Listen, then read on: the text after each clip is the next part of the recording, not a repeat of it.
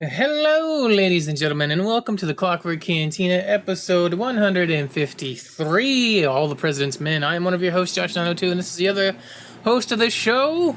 DT3, what's going on, everyone?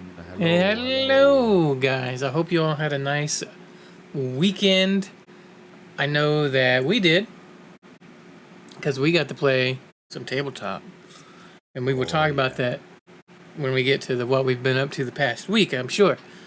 But yeah, I hope you're all out there doing well. We've done 153 of these things, and we're gonna keep going to forever till it's over, till there is no going forward anymore, which will probably be a long time in the future, whenever that is.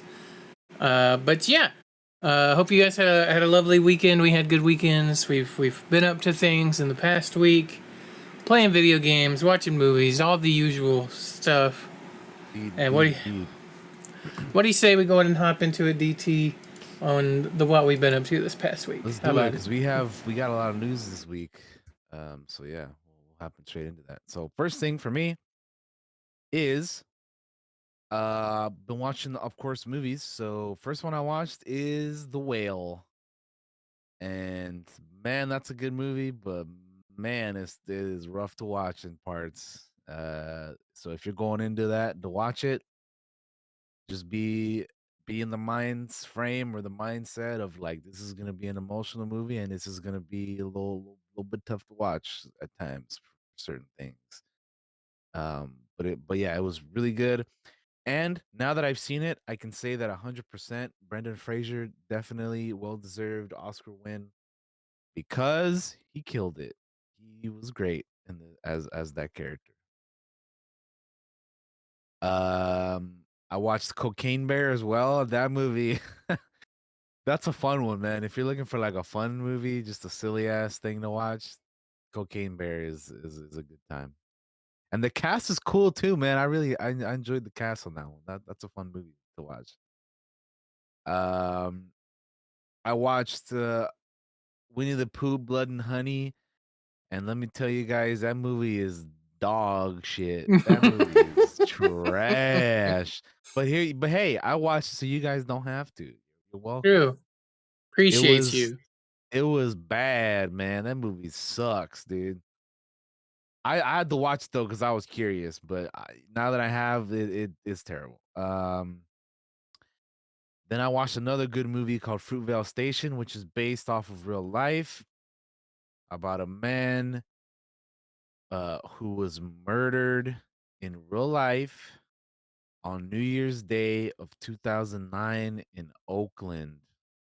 Uh, and it's another one of those things where it's a black man that was killed by the police because,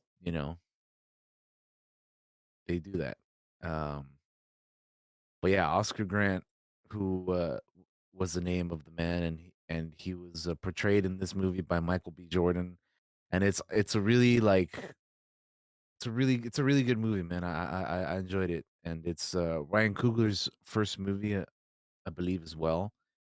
So yeah, if you guys ever got the chance to check it out, I definitely recommend it. It's a good one.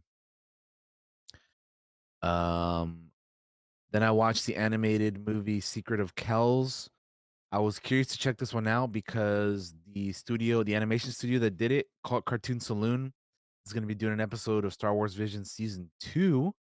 So I was like, well, I've seen some of the other stuff they did, like Wolf Walkers, and I really enjoyed that.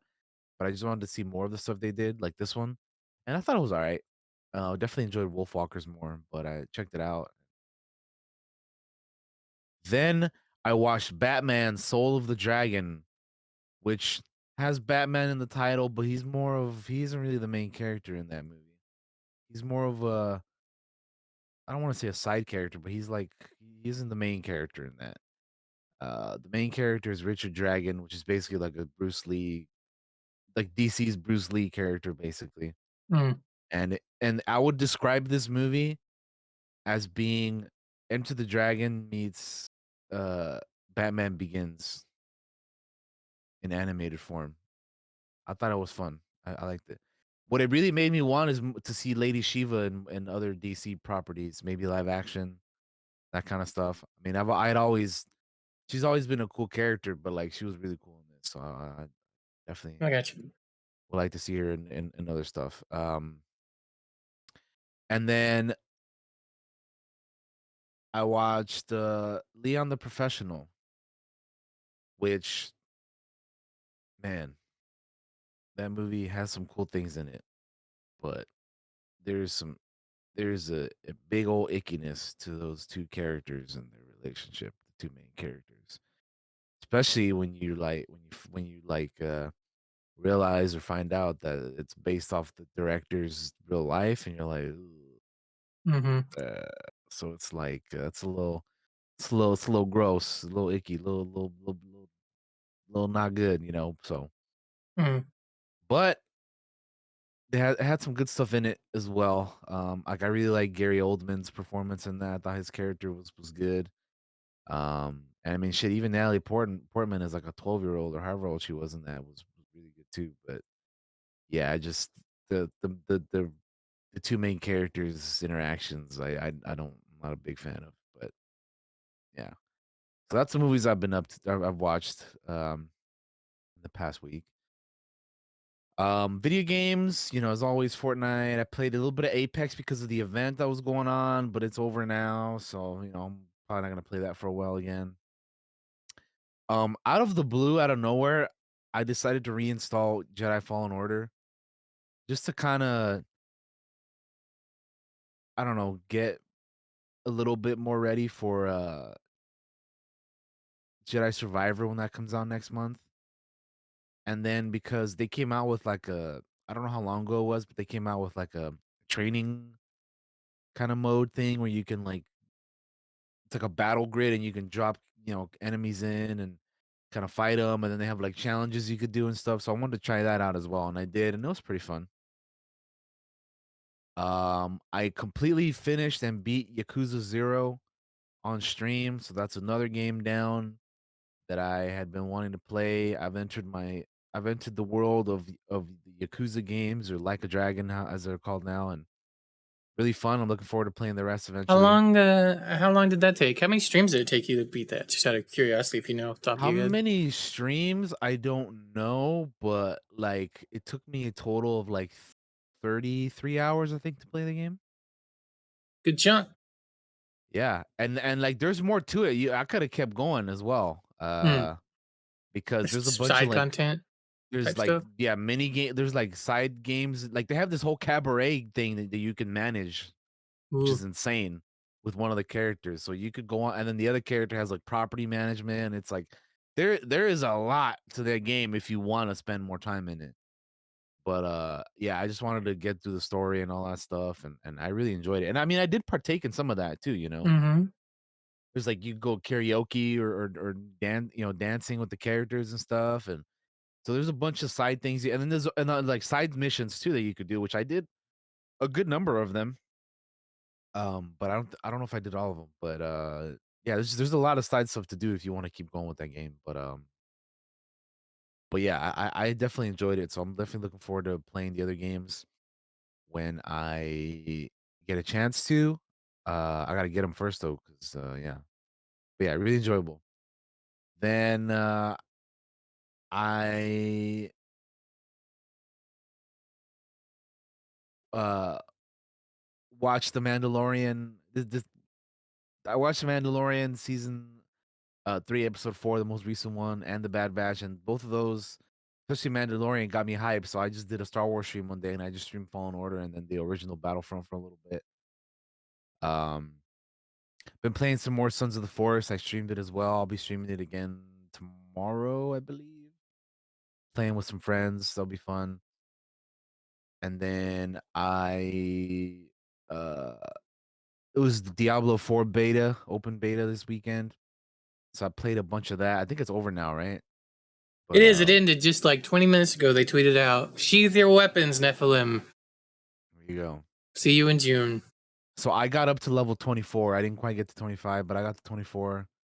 You got your backpack. And That's all that yep, matters. I got the thing that you needed to get, you know, if you cared about that. So yeah, I played that for a bit. I had fun. I played Rogue, the only class I played. But I enjoyed it. I had fun with it. Yeah, it was a fun time. And then what else? Oh, and I played Chivalry 2 last night. Fun game, man. I had played that the beta for that like forever ago, but I only just got it, and it's that game's fun, man. Apart from all the dickheads in the chat that say stupid shit, just like even when if you're dying, I feel like that game is just a blast to play, man. Like I really what a fun game, man. Like it's just charge into battle with your battle cry and swing your fucking sword and lob heads off and arms off, and it's so much fun, man. What a fun time that game is, man. So I'll probably be playing more of that this week. 'Cause this is, yeah. Um, I watched Ted Lasso second episode of season 3. Super looking forward to watching the rest of that. Love that. And then I've been continuing my True Detective watch. I'm on the third episode now, or I finished the third episode, so I'll be watching 4 next time. And yeah, it's been enjoyable. I've been really liking McConaughey's character. I think that character has been pretty good. Um, so yeah, I'm gonna definitely watch more of that. I've been kind of averaging an episode a week just because there's so much other stuff that I try to do. But I mean, I think I'm making pretty good progress. I'm watching it as if it was airing live, basically. So that's Mm-hmm. fine by me. And then, of course, the most hypest, the biggest hype that I was excited for this past week, and the thing that I had been waiting literal years for, is we finally got to play our Star Wars tabletop RPG game, Blasters and Bandits, over on the Heroes and Forged, or the Heroes and Fables, rather. My bad. Heroes and You good? Fables Twitch channel. Uh, Man, what a fun fucking first session, dude. I was telling Bigfoot last night because we were talking. I was like, man, I could have kept playing, dude. Like we played for like 2 hours and like what 2 hours and a half or something. But man, I Mm, could have kept 2.5. playing, dude. That shit was so much fun, dude. I had a great time. I think everybody else did too. So yeah, I can't wait to play our next session, which will be in like 2 weeks.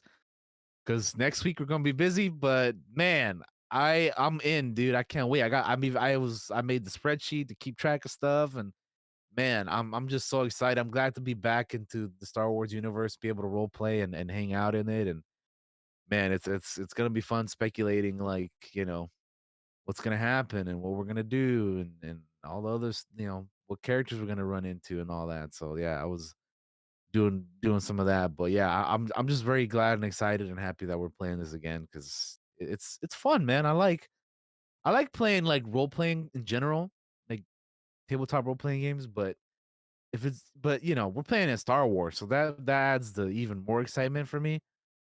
Um, but yeah, I'm just very excited to be in it again, and you guys can go watch our first uh session, our first episode if you're so curious.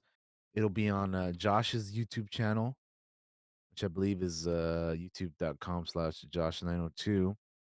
I'm sure he'll talk about it as well, so I don't want to go on it too much, but I'm just so glad we finally played our first game, man. It feels good, like after talking about it for so long, and then finally like just playing it, and it's like, man, I can't believe we played our first game already. Like that is awesome. I have not like stopped thinking about it since we've been playing it, man. It's so much fun.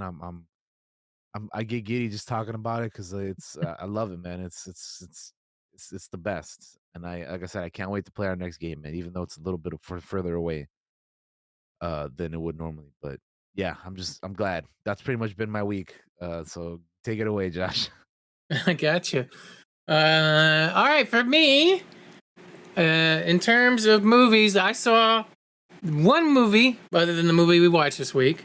Obviously, that Right. blew me away. I went to the movie theater and saw John Wick Chapter 4, and I can't wait for DT to get to see it so we can talk about it because I I can't. want to so Guys, bad. I it's want to so so bad. good. I can't stress to you guys how much fun I had watching that movie. It's a long movie, but even though it's a long movie, I didn't realize how long it'd been. In fact, the only reason I checked my watch is because my bladder was like, listen, dude, you need to go potty. But I'm like, John Wick is killing motherfuckers. You gotta hold it. I can't just go while John Wick is killing all these dudes. All right. So that's the only reason I checked the watch. And God, it's so good. Go watch it in the theater if you can, guys, because there's some shit. It probably has some of the best action in a movie I've seen ever. I don't know how anything could ever top it, to be honest with you. Like, some of the things they do is fucking nuts. Like, early on in a movie, a scene happens, a sequence happens. I'm like, that might be the best thing I've ever seen. And then you get toward the end of the movie, and it became like, it just blew that first thing I saw out of the water, and that was already pretty goddamn good. So it was like, Jesus. So if you get the chance to go see John Wick Chapter 4, I saw it for free because I had a free movie ticket. It's worth even paying the money, and I got it for free. So Matt, you know how happy I am for that. I was real happy. So good. I can't wait, man. I'm gonna try to go watch it in the theater because I really want to. I haven't seen any of the John Wicks in the theaters, so I definitely want to try to go to this one. You definitely should, DT, because there's something in here that happens that just, I don't think, if you saw it at home it'll be cool, but seeing it on the big screen was really fucking cool. I've heard like nothing but good things about it, and there's been articles being like, fucking this and that, and I'm like, no, stay away. I want to watch it. I was scrolling down Twitter today and saw something, and I was like, I cannot believe you guys tweeted that. That's pretty much a fucking spoiler. Like, what the fuck are you doing? And it's a news site. Yeah, I'm like actively avoiding stuff, but it's like popping up everywhere. Whenever I look for notes for this show, it's like fucking they talk about the ending of the movie, and I'm like, no, get out of there. Eject. Let me out. Exactly. I'm like, I don't want to know this. Not now. Later, yes, but not now. Oh man. So yeah, so I need to go watch it. I really want to. So I'm really gonna try at some time this week to go do it because I want to, man. I really want to. So yeah. Yeah, you definitely should. So those are the movies, All the President's Men and John Wick. Go see John Wick. I've also watched Ted Lasso. Still enjoying that. Episode 2, season 3. Mando continues to be awesome as fuck. Can't wait till we get to talk about that on the show. So caught up on that. In terms of games, I played the Diablo 4 open beta this weekend. I played the closed beta the weekend before that. I tried a barb on the closed weekend. This weekend I tried the Necromancer and a little bit of Sorcerer and a tiny smidge of Druid, but not very much.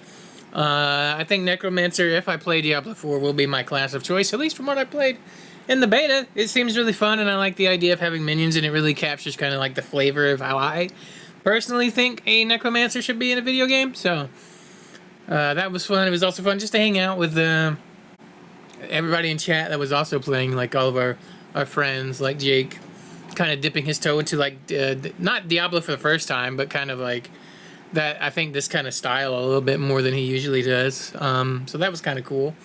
Everybody else was having a good time with it. WWE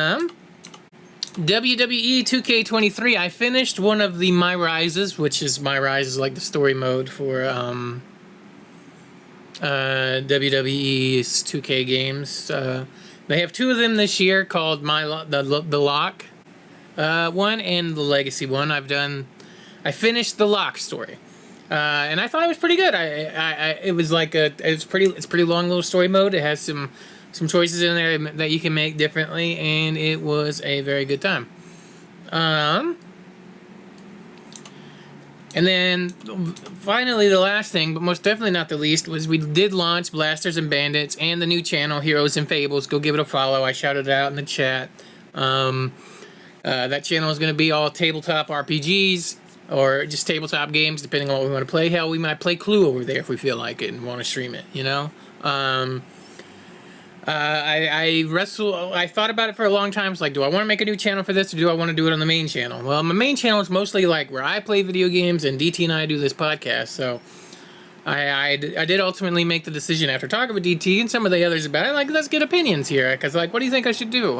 Because they all have experience with different things, and I want to hear what they have to say, and I value my friends' advice. So we did end up making Heroes and Fables. The site and all that is still... the Twitch channel and all that, Twitter is still kind of under construction. The logo's not ready yet. But I wasn't going to delay us playing a game waiting on that stuff. I wanted to fucking play. We've talked about this for so long. So we finally launched it on Saturday with our first game, and I thought it went fairly well. There were some tech issues. That happens. But we've made some adjustments here that hopefully it will be a little bit better the next time we play, which will be in 2 weeks, because some of us have plans this weekend. WrestleMania is also this weekend, and I'll be watching that. So that's totally cool. So I guess we'll be talking about that in the notes on the next time we do a podcast. Blasters and Bandits. We kicked off and we had a lot of fun with it. We're back in Star Wars. The boys are playing some underworld smugly typey characters and hanging around with some huts in that first episode. So go check it out. We played 2.5 hours. I was kind of shooting for 3, but we ended up with 2.5 because somebody rolled a crit and ended the combat encounter a little bit earlier than intended, but that's the way it goes. That's just the way it is. The main point of it is that we just had fun getting together and rolling dice, and everybody had their face cams on, and it was... I look forward to it again. I can't wait till we get to play again. I was sitting here thinking about it. I was sitting here thinking, like, DT, maybe we could do, like, when we finish a major story arc, maybe we'll do a podcast on that. You know, maybe we'll talk about it in our world building or something. You know, who knows what we might do. We might have guests that are players on the show if they want to, and we figure something else out to talk about. Who knows? It's a whole world of possibilities in terms of tabletop RPGs, and I'm planning on having a hell of a good time with it. So, Blasters and Bandits, go follow us on Heroes and Fables. The whole VOD. The VOD on Heroes and Fables is a little messed up because of tech issues, but the VOD on the YouTube, because I recorded it, is totally fine. So go and give it a watch over there if you want to see it from the beginning. And that's about all I've been up to, DT.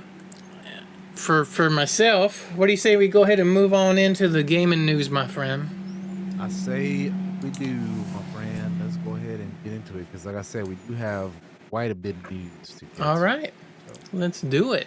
Let's do it. First piece of gaming news we got here is that Marvel Spider-Man 2, the Venom voice actor hints a September release date. So the voice actor for Venom in this game is Tony Todd, who we heard in the trailer. But he put out on Twitter, which in a tweet that is already been deleted, that he was replying to a fan saying, "It looks like September. Massive publicity coming in August. Commercials start dropping in August, so I'm told. Hold on to your and hold breath. Gonna be necessary." And and then once like all this stuff started happening, he put out another tweet saying, "No more hints about Spider-Man 2. It was all a fever dream. Blame it on jet lag. Who knows? I might not even be Venom." So they're like, "Yo, Tony, you can't be talking about this stuff, bro. Like, come on." And then but hey, so that's we kind of have a date to, which makes sense. I mean, the first Spider-Man game came out in September, I believe, too. So it would make sense for this one to also come out then, and for them to kind of start hyping it up. You know, seems kind of late though, doesn't it? Like a month before the game comes out, they start like marketing it, basically. If that's gonna be the case, I feel like Yeah, I'm they kind of curious. not that this game needs hype, because I mean everybody wants to fucking play it, but like, you know, Maybe there'll be like little things here and there leading up to that, and then August is just like, here's the big one, the big push, maybe. Yeah, maybe that's what it is. Yeah, but who knows? I'm not a marketing guy. I would love. Hey, if you're a marketing person out there and you have knowledge, you want to come on the show and educate us, that'd be cool. That would be fun, actually. I would be curious to learn about all that. Yeah, because that would be cool to have somebody on to talk about that type of stuff. Some more insight. Anyway. But yeah, that is really funny that he tweeted that stuff out though. Yeah, it's like, oh guys, no, that's fever dream. Just forget it happened. Jet lag. I'm chilling. I'm chilling in the hot tub, bro. Leave me alone. Anyway, That photo's funny. Yeah. Really. In other news, Counter-Strike 2 is real and it's coming out this summer. So Valve has revealed Counter-Strike 2 officially. An official release date was not revealed, but Valve says Counter-Strike 2 will be a free upgrade to anyone who owns CS Go. Plus, if you do own CS Go, you can jump into a limited test for Counter-Strike 2 starting when this was announced rather. During the testing period, Valve says it will be evaluating a subset of features to shake out any issues before the worldwide release. The company also says Counter-Strike 2 is the largest technical leap forward in Counter-Strike's history, ensuring new features and updates for years to come. Alongside today's reveal, Valve also released 3 gameplay videos, which we can check out below. Um, how long are these? Let's see. They're just like a minute and a half each, just about. Okay, well, we can check them out then. Yeah, we can check these out. Let's watch it. All right.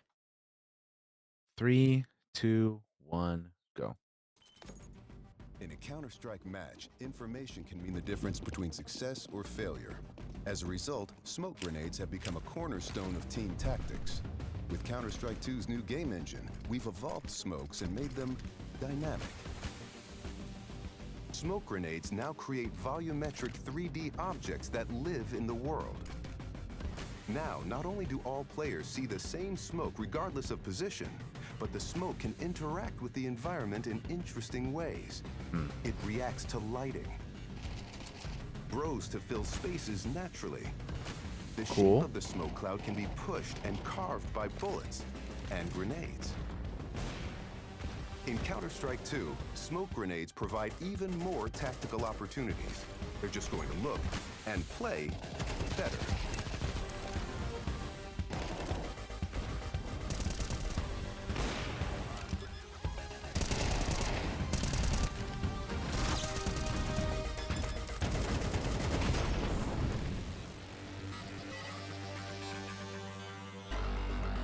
All right, so there's one for the smokes.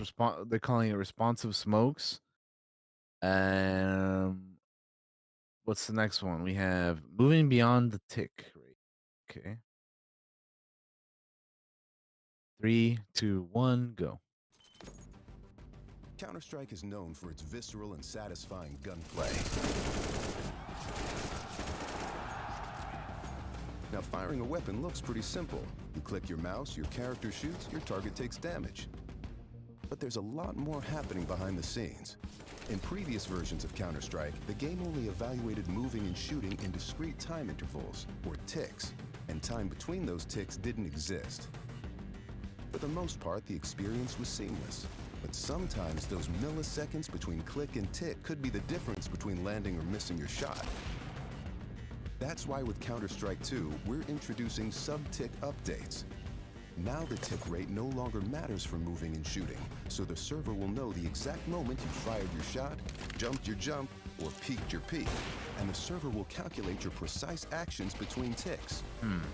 So what you see is what you get.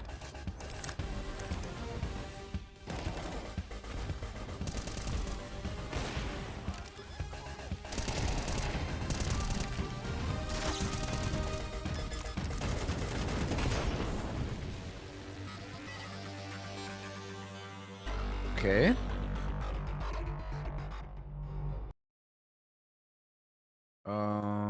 The last one we have here is leveling up the world. Yeah. All right. 3, 2, 1, go. With over 20 years of history, maps Oh, are a my fundamental video pillar is just of a black screen. Counter-Strike. Huh. And in Counter I'm gonna just go ahead and restart that. Now it's loaded. Weird.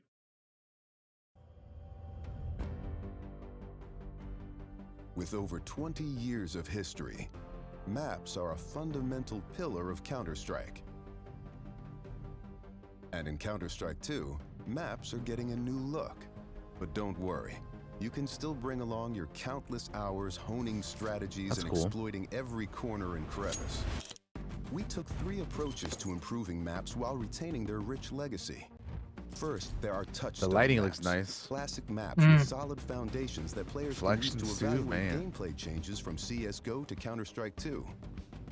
These have improvements to lighting and character read, but otherwise haven't been changed. Nice. Next, we have upgrades.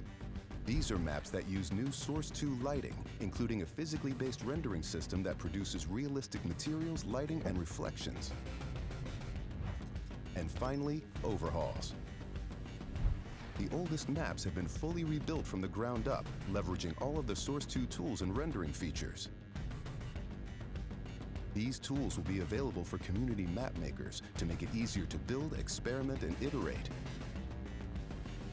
With upgrades to lighting, player read, and materials in Counter-Strike 2, even the familiar will feel brand new.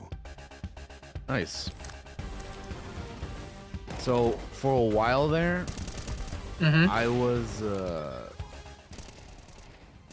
like playing CS:GO for a little bit. I thought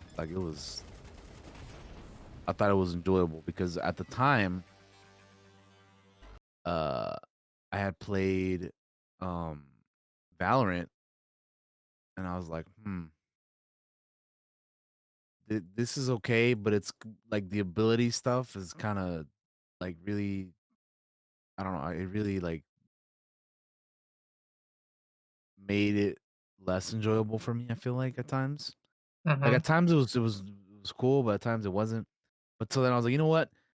People keep saying this game is basically fucking uh CS:GO. So I tried that out, and I ended up enjoying that more than Valorant. So I kind of played that for a little while, and yeah, I had fun with it. So I definitely will be trying this out because I had fun with CS:GO. Um, but yeah, this probably isn't your type of thing, right? I'm not opposed to trying it. I've not really tried it. I'm just not good at shooters where you only have one life for a map. Because I suck at I'll just get popped immediately. I'm just not that good at it. You know? And I recognize I'm not that good at it. But I also don't necessarily try to be good at it either. It's part of the problem. Like, some games you have to play repeatedly to get good at. And I just don't play enough of these types of games to be good at. That isn't to say I wouldn't do it. I just don't do it a lot. It's usually not necessarily my type of deal. I can appreciate people that do it. I've watched people play. I've actually watched a lot of CS in the past. It's funny enough because I watch a lot of streamers that'll play it.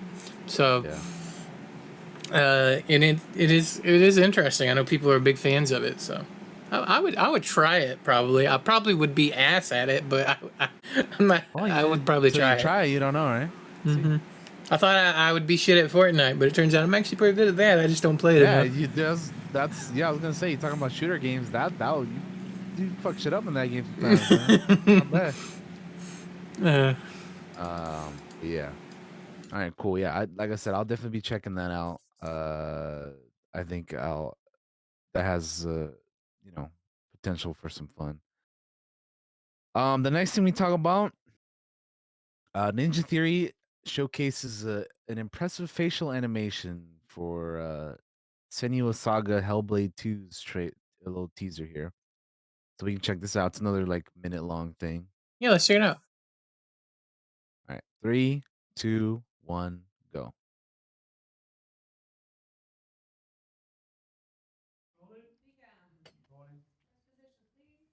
Sign perf cut, take 13.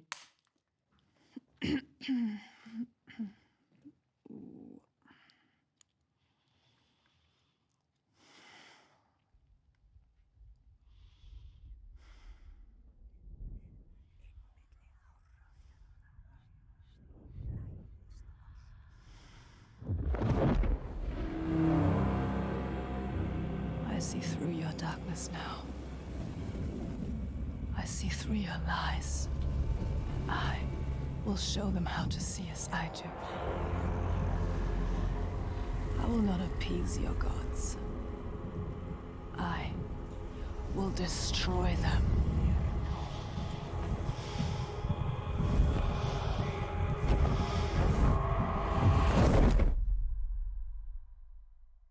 Damn. There it is.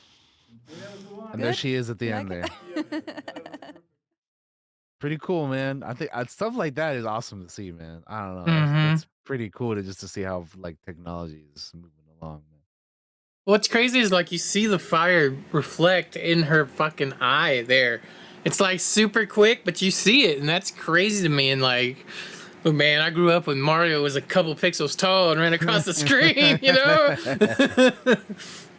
know, it's nuts how far technology has come. Sometimes don't Yeah, think man. about it much because And how it's continuing to just get better and better, man. It's Mm-hmm. nuts. Cool. Absolutely. Yeah, that looks good for sure. All right, the next thing we got here is we have a new look at the visuals of the Lords of the Fallen and another new trailer for that. So let's check it Let's check out it in out. 3, 2, 1, go. Welcome to the Lords of the Fallen Technical Showcase. Here at Hexworks, our goal has always been to create the most immersive game experience possible. Today, we're journeying to Skyrest Bridge, one of the game's early locations, to demonstrate just some of the impressive ways Unreal Engine 5's state-of-the-art technologies have helped us deliver on this ambitious vision for our upcoming action RPG. We want players to feel fully immersed in our world by playing as their own unique virtual persona. To achieve this, we've used a combination of technologies, including 3D scans of real people and UE5's own character customization tech. Players can create unique faces and bodies by dynamically morphing between a huge range of shapes before finessing the finer details. Our extensive selection of armor sets seamlessly adapt to whatever shape the player chooses. It's really important to us that we represent as wide a proportion of our audience as possible. Being able to customize your hero in Lords of the Fallen is only the beginning. Each and every one of our characters is incredibly detailed, using high-resolution textures. Get up close to any surface in the game, like this tunic for example, and detailed texturing provides incredible levels of micro-detail. How these objects move and behave is also crucial for player immersion. UE5's Chaos Physics engine facilitates advanced simulations for clothes, chains, hair, belts, and a whole lot more. This helps to substantially enhance the Chaos secondary physics, huh? motion in all our characters, making their movements look much more lifelike. The lighting in Lords of the Fallen takes full advantage of Unreal's brand new Lumen GI. We've been able to light our complex environments in real time, meaning we can immediately see the effect of a light bounce, for example, without waiting for the traditional slow baking processes. Watch how the lighting reacts as we move our light source around this environment. Global illumination like this can be quite demanding on processing, so we also make use of emissive shapes to add additional details to the lighting of any space. We can then fine-tune these light bounces on our nanite meshes, providing our world with impressive levels of detail and minimal impact on performance. Perhaps the most important element of Lords of the Fallen is the ability to travel between two worlds: the realm of the living, Axiom, and the realm of the dead, Umbral. We've created our own custom toolset within UE5 that allows us to intricately craft these two environments side by side and seamlessly swap between them. This means our artists and designers can ensure these worlds feel intrinsically linked, like two sides of the same coin, even if one side is decidedly more horrific What's up, than Loki? the other. Damn. On behalf of Hexworks, thanks for watching today's brief tech presentation. The twin realms of Umbral and Axiom await fearless adventurers later this year when Lords of the Fallen launches on PC Well, that was pretty and neat. current gen consoles. Yeah. It is kind of crazy how they just zoom in on that armor and you can like see the fucking fabric and fucking like needlework and all that thread shit running through it. It's kind of nutty. It's like shit I wouldn't notice unless I'm like in a photo mode and zoom in real close. It's kind of nuts. It's pretty cool.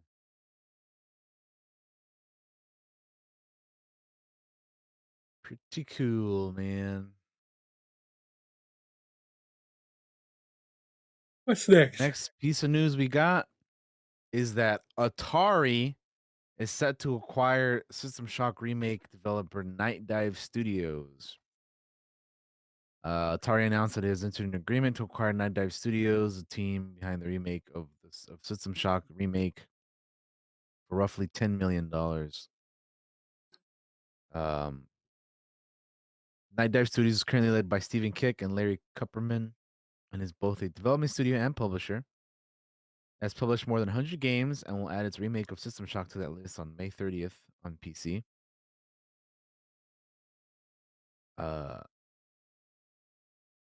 Considering Atari is a retro company and one that just acquired 12 classic retro games, it's easy to see what Night Dive Studios can do for it.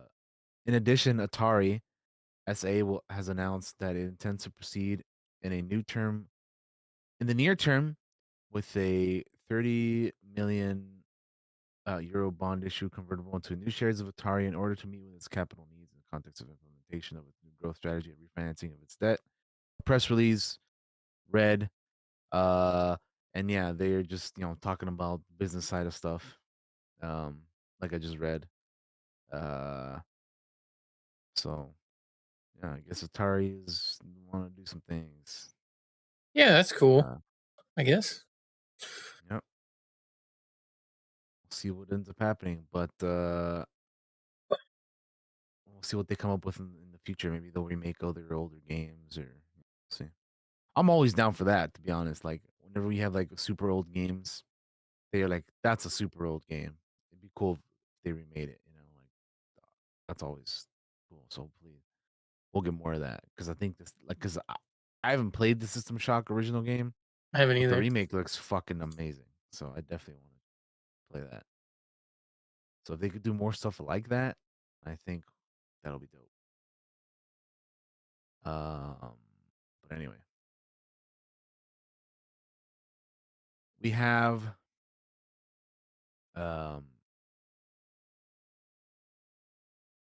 some news with Aliens Dark Descent. We have some new gameplay trailer as well as a release date. So that's cool. So during the Summer Game Fest last June, Alien fans were treated to the reveal of a new title called Aliens Dark Descent. It's a real-time tactical shooter, pits a squad of Marines against dozens of daily xenomorphs. We hadn't seen any gameplay footage until the release of this new video that we're about to watch. So let's go ahead and check it out, Josh. Let's do it. Are you ready? I'm ready. I actually haven't seen this, so I'm curious to see what it looks like. All right. 3, 2, 1, go. Hello, and welcome to this exclusive first look at Aliens Dark Descent. In this short preview, we reveal what kind of experience awaits you.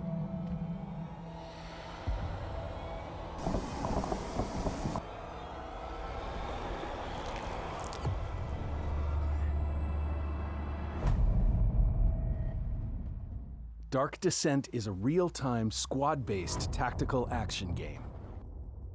You are the commander. Marines are your weapon. You are tasked with investigating a sinister uprising that caused a vicious xenomorph outbreak on the moon.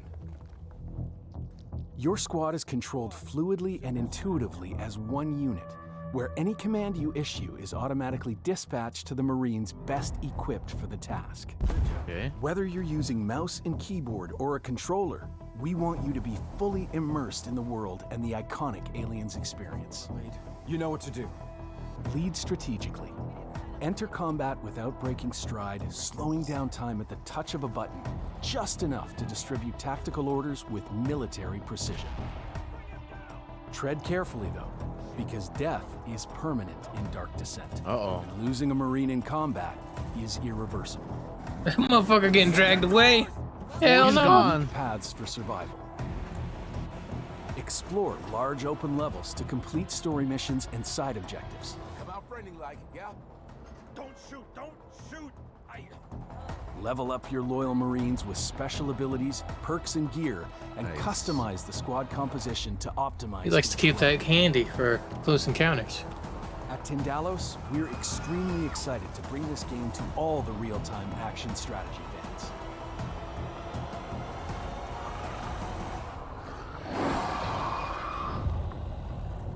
June 20th. There it is. There's a release date. That's a Josh game. Will be launching worldwide on June 20th for PS5, PS4, Xbox Series XS, Xbox One, and PC. It looks pretty good to me. Yeah, that looks pretty cool.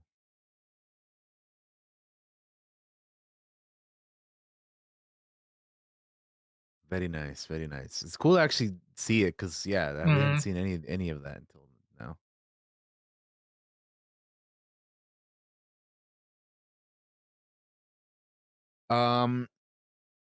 In other news, we have a new Teenage Mutant Ninja Turtles game in development. TMNT: The Last Ronin video game is in development. Polygon had an interview with Doug Rosen, Senior Vice President for Games and Emerging Media at Paramount Global. And according to Rosen, The Last Ronin video game will be a single-player action role-playing title in the vein of the Norse-themed God of War series. Like the story that adapts to the game will feature a mature tone. The game's developer has not been named, and the project is years away from release. But The Last Ronin was published in 2020 as a 5-issue miniseries by IDW, and it takes place in a dark, futuristic New York where 3 of the 4 turtles have been killed. The surviving turtle, whose identity is revealed at the end of the first issue, dons a black mask and seeks revenge by fighting crime using both his and the weapons of his fallen brothers. I could definitely see this working as a video game, especially with like using all the weapons of the other turtles and stuff. And I haven't read this comic. I think I want to read it though. Should we do it as a podcast? Because I was sitting here thinking we should put this on the calendar. I think we should. I think it could be good, man. I think it could be good too. Plus, it's not a lot of issues. Plus, it's something we care yeah. about. TMNT. I definitely want to check it out. It's a mini series. Like we could do that easy. So I would, Because I haven't read it yet. Down for that. Yeah. Yeah, we'll have to. We'll definitely. Well, there you go. We're gonna plan it for an episode. So stay tuned in the future. We're gonna check it out. And you guys saw how the process happens. And then we'll for sure. I mean, I would definitely want to check out the game when it comes out. Well, it's still years away, so can't get too excited about it. But for now, we can check out the 5-issue miniseries, which we'll probably read at some point this year down the line. So keep an eye out for that. But that sounds cool, man. Especially, dude said it was inspired by God of War, like that. I like that because God of War is a great game. I'm all for it. Next up, we have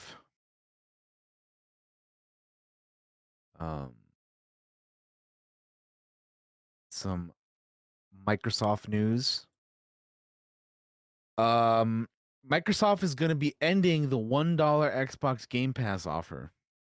The introductory deal has been around for years, but the company is now looking at different marketing promotions. So according to The Verge, the deal, which applied to both Xbox Game Pass Ultimate and the PC Game Pass, has recently been pulled. The Microsoft spokesperson saying, "We have stopped our previous introductory offer for Xbox Game Pass Ultimate and PC Game Pass and are evaluating different marketing promotions for new members in the future."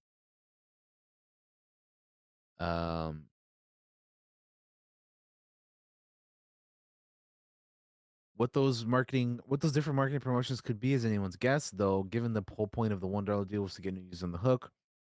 A natural successor could easily be the Game Pass Friends and Family scheme, which, while still unavailable in the US, has been tested in a number of international markets since late 2022.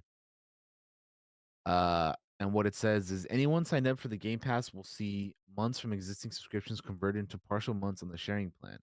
If you're currently signed up for Xbox Game Pass Ultimate, every remaining month will turn into 18 days of Game Pass Friends and Family.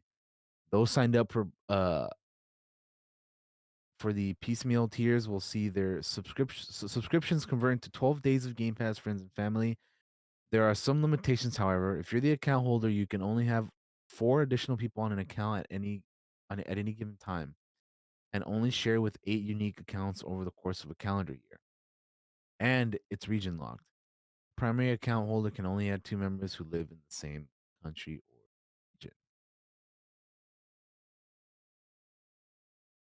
So it'll be interesting to see what they do after this, because I feel like the $1 offer was pretty tough to beat in terms of other similar, things, right? Like we always talked about, like PlayStation Plus kind of couldn't really compete with this, and now we'll see what they end up doing, man, because they're gonna want to change it up.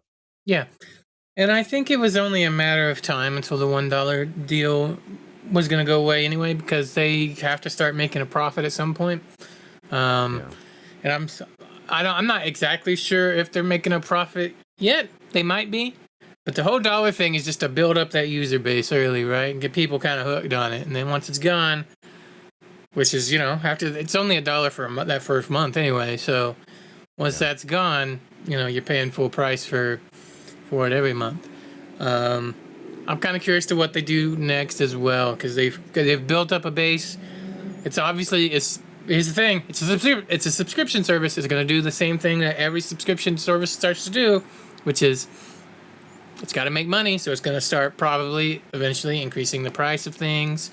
But if they're able to do it in a way that's like, here's this account deal, friends and family deal, or whatever the fuck, if they do that and everybody kind of pitches in a little bit and has multiple accounts, you know,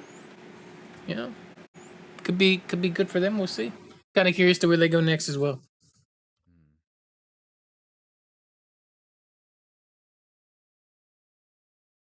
Indeed, indeed.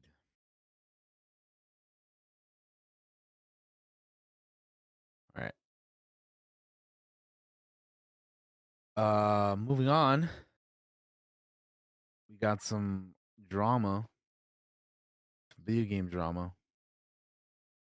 Uh, Dark and Darker has been accused of asset theft and has been removed from Steam. They've been hit with the DMCA notice by publishers Nexon. Uh, they stand accused of not just stealing assets, but also staff from Korean publishers Nexon. Uh, it was Dark and Darker is a fantasy MMO that's supposed to go into early access in April, and it's being developed by Iron Mace, a team of mostly former Nexon employees, and is in the same genre as P3, a title many of them had been working on at Nexon, and which has since been canceled before jumping ship. As a result, a few weeks back, Nexon complained and police raided Iron Mace's office. Nexon lawyers say Dark and Darker has striking similarities with the concept of P3 in major gameplay, rules, and arts, which could not have been made independently, and that as a result of the alleged theft, their own game couldn't see the light of day due to unethical actions from former colleagues. Following this raid, Nexon filed a DMCA strike against Dark and Darker, resulting in the game being delisted from Steam.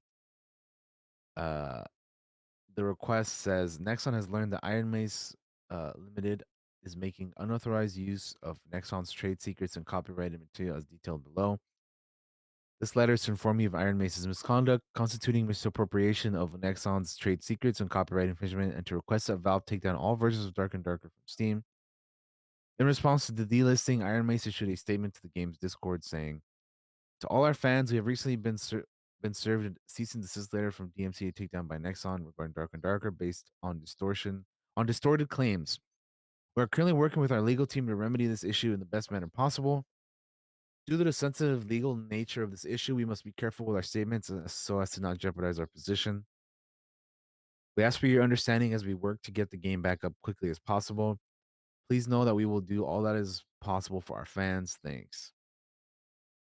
And then they issued a longer explanation which addresses Nexon's specific allegations, such as accessing Nexon servers by developers working from home and similarities of the game Darker Darker Story to that of P3. And it ends with, given the information presented, it is difficult to believe that Nexon in good faith could reasonably believe that Iron Mace has infringed on the copyrights for their P3 project. They also provide no actual evidence that Iron Mace misappropriated Nexon's trade secret information in the creation of Dark and Darker, but instead base it on circumstantial claims. Finally, they accuse Iron Mace of flagrant breach of Valve's SSA and SOCR, restricting our ability to provide our game to players on the largest mainstream PC platform and severely obstructing our ability to do business. Iron Mace requests that Nexon renounce their baseless claims. If they would like to compete on merit, we welcome Nexon to promptly accommodate the comparison of source code, custom assets, and design documents with the police to quickly and decisively put an end to this matter. Boy, that's a lot of messiness. What do you think of all this, Josh? So, It's a lot of to shit going on. me, it reads like, hey, Nexon saw how popular Dark and Darker was. Some of those guys used to work for us, and maybe this idea was kind of like something that Nexon had in the past. But that doesn't mean shit, because it's not. I don't honestly think they. It doesn't seem like look. Here's the thing, the creators of Dark and Darker, right? They're like, here, you can look at anything we got. They were raided by the cops. You can look at anything we got. They didn't find shit. So, like, what do you have? Doesn't seem like you got shit other than, like, you're greedy and just because of the game that took off Steam doesn't mean there's any proof of anything. Just about anybody can issue a DMCA for whatever reason if it gets approved. Happens all the time. We've seen it before. So, I'm kind of curious to how it shakes out. Maybe I'm wrong. But to me, it just seems like Nexon saw the success of it, got greedy that they might have had something similar, and was like, hey, they've obviously stolen something from us because they used to work for us. I just don't know. I don't know. It doesn't, like, we'll have to wait and see. It's very, this could have ramifications for future things that you may not even know about if it goes to the court. You might be one of those kind of things you have to follow. Remember when the whole Fortnite, Apple, Epic, that whole thing happened, you know? So that this could be a future like thing that sets precedent for something. So it'll be kind of curious to see how it all shakes out. Ultimately, if you ask where I stand on it, I'm kind of on the side of Dark and Darker here. But if you want, like, if I got to take a side, but I don't really have to take a side because I haven't played Dark and Darker at all. I've just watched it been played. But it definitely seems like Nexon is just kind of like grasping, wanting a piece of money that they might not be entitled to here. So it's definitely, it's also fucking weird. It feels fucking weird because I've never seen really anything like this before. Yeah, it does seem weird, but I think you're kind of right. I think Nexon's like, yo, these guys used to work for us. We kind of had, you know, something maybe, even if it's like a tiny bit similar, they're like, oh, that's our idea. We had that already, man. You guys used to work here. You must have, surely you got it from us because we had that. But I played Dark and Darker, and I had fun with it. I enjoyed it. It's like, I haven't played Tarkov, but people were telling me it's similar to that. So I had a great time with it. Hopefully they can get this cleared and be be good to go, because this just Nexon. I think with what they were saying, they're like, they don't have any like evidence of us like trying to do anything. And then, like you said, they're like, we could even like, yo, bring the receipts, bro. We can show you whatever. Get the source code out. We got nothing. We got nothing to be ashamed of or afraid of. It's so weird, like, because Dark and Darker is just like fantasy Tarkov. Like, where idea did you get it from, Nexon? What are you talking about here? You're talking about copyright, huh? Like you stole the. It's your idea. It's not. It's not a unique idea. Anybody could do that. I could do that. If I go and do a D&D tabletop game that is basically Tarkov with multiple players that when they die they leave the game, that is Tarkov. Except I'm running a tabletop RPG campaign of it, right? So I don't get it. Maybe I'm just dumb. It's possible. I'm not exactly the smartest person in the room, but at a basic level, I kind of get it. I don't know. Seems weird. It's one of those things I'm going to wait and see and just be like, maybe I'm just not educated enough, but it seems like Nexon's grasping here. Yeah, we'll have to see what happens. Mm-hmm. Anyway, let's talk about the future game show spring showcase. So we had the future game show 4 days ago, and let's talk about some of the stuff we got to see there. They actually showed off quite a bit of things, so we'll probably skip a few things here and there because it's just gonna be a lot Yeah. to get through. But yeah, we'll check it out and then we'll talk about what we are maybe interested in. So, all right, Josh, you got it open. I got it open. So, Future Game Show was broadcast live on March 23rd, 2023. So this was last Thursday. And they were talking about some games. So the first thing they had here was Witchfire. Which is a magic infused shooter coming to PC. Also, Josh, if you look at the thing there, I put a link to the trailers if you want to check any of them out. I do have those open as well. Okay, cool. So if you want to check out any of the trailers, we can just find them there. But yeah, Witchfire. Which I kind of want to check that out. So Let's check the trailer out for it.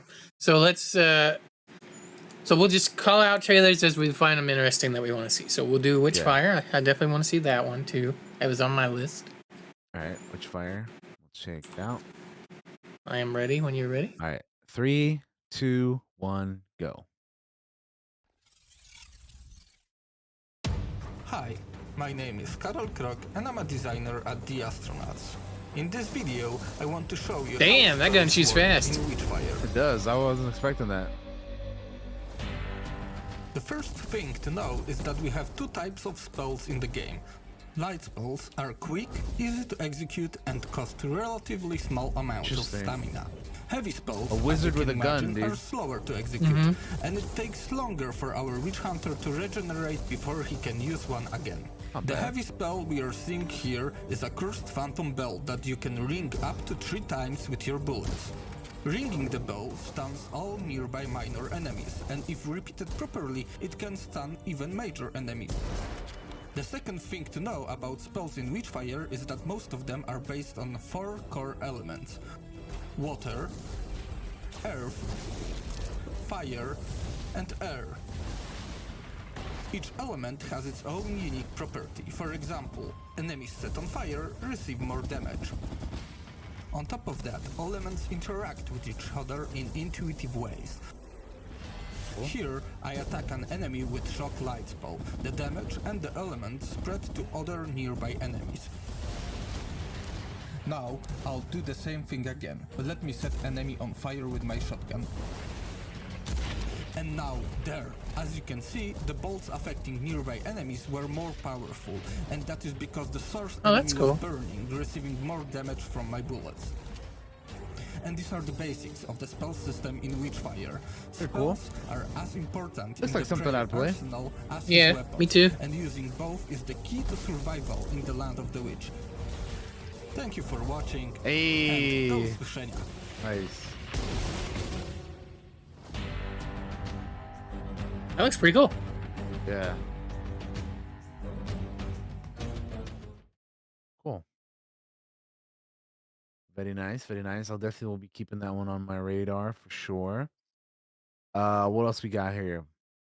We got a Sifu Arena expansion coming out. Yeah, so the Kung Fu Brawler Sifu's getting an Arenas expansion offering new game modes and hours of fighting fun. It's coming March 28th, so that's gonna be tomorrow. Uh, what else we got here? We got Miasma Chronicles, which is a new tactical RPG. Uh, and so this is the next game from the people that made Mutant Year Zero: Road to Eden. And this I'd is like to check the launching. trailer for this one.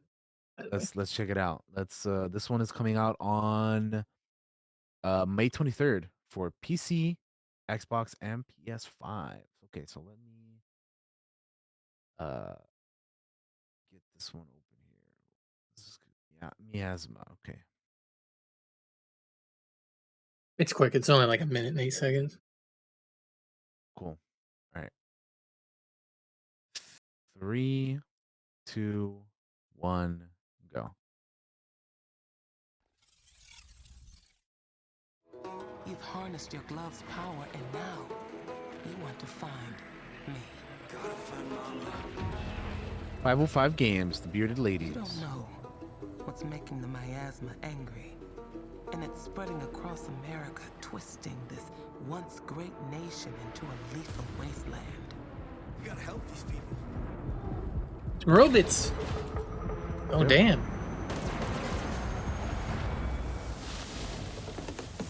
Oh man. Whoa, that's Tornado. cool.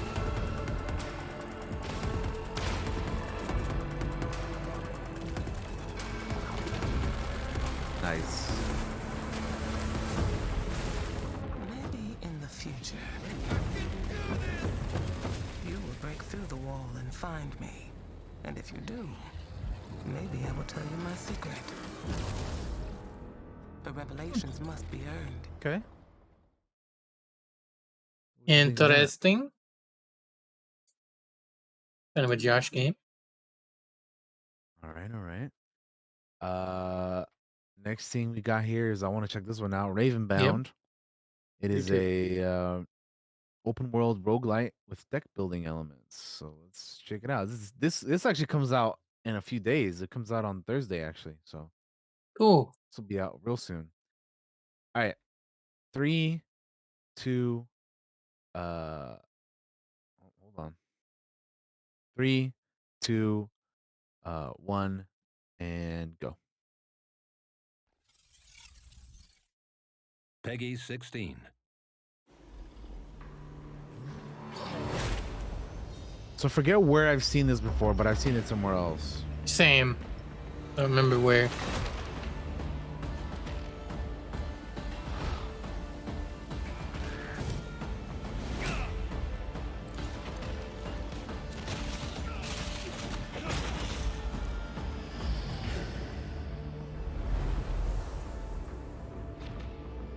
Shield of the Unwavering.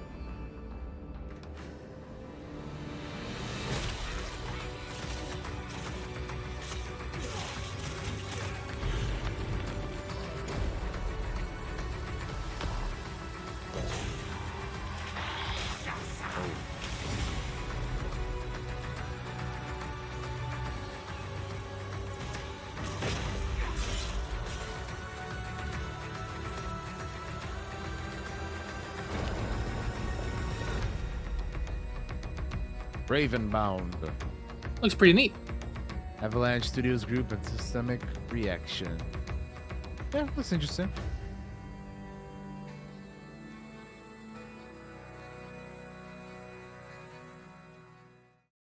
Coming out in a few days, so that's pretty neat.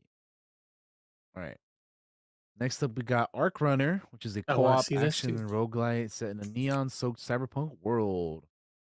This is coming out on April 27th on PS5, Xbox, and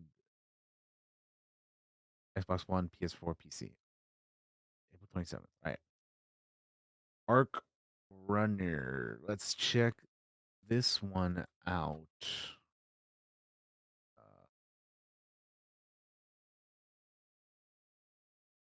All right. 3, 2, 1, go.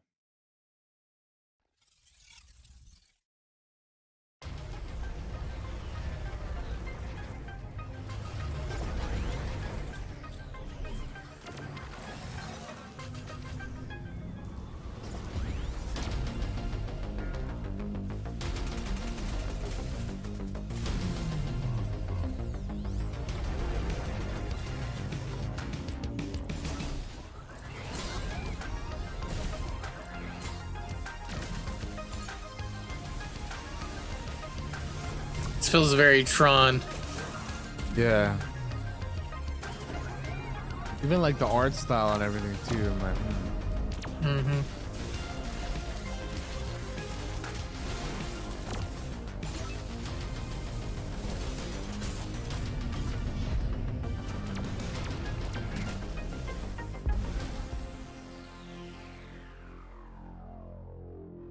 Okay. Cool. That's Arc Runner. The next thing we got is Hyenas. We've seen this before too. I forget what kind of game this is, but I know we had seen it already before as well. And they're gonna be having a an alpha on PC that you can sign up and play if you would choose to. If you go to playhyenas.com and sign up for that. What else we got? We got the Entropy Center. Uh, which is it's getting a free level up editor update on Thursday, and they had a competition to find an ultimate fan made level. So you can check that out on their Discord as well. Wrestle Story world premiere. Wrestle Story is a story-driven turn-based action RPG from TikTok Games, where you can play as an up-and-coming wrestler and build your faction of fighters to take on Squared Circle Titans. It was revealed during this year's spring showcase. So you want to check this one out? I do. I actually already have it open. I was like, I was like, we need to check this out. I'm like, we're gonna check this out. We're gonna watch this one out. Yeah, we totally. All right. So 3, 2, 1, go. Let's see. TikTok Games.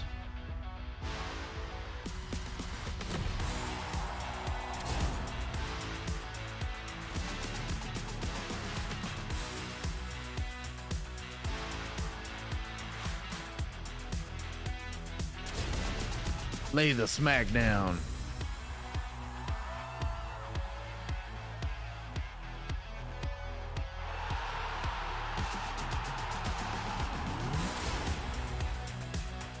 Well, you can build the faction.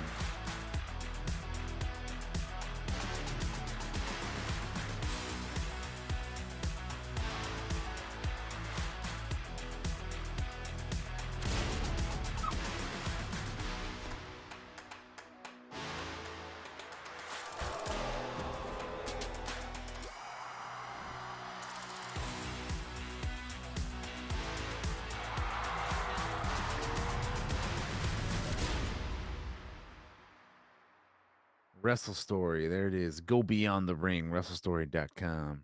That looks fun. Check that out in the future, probably. All right.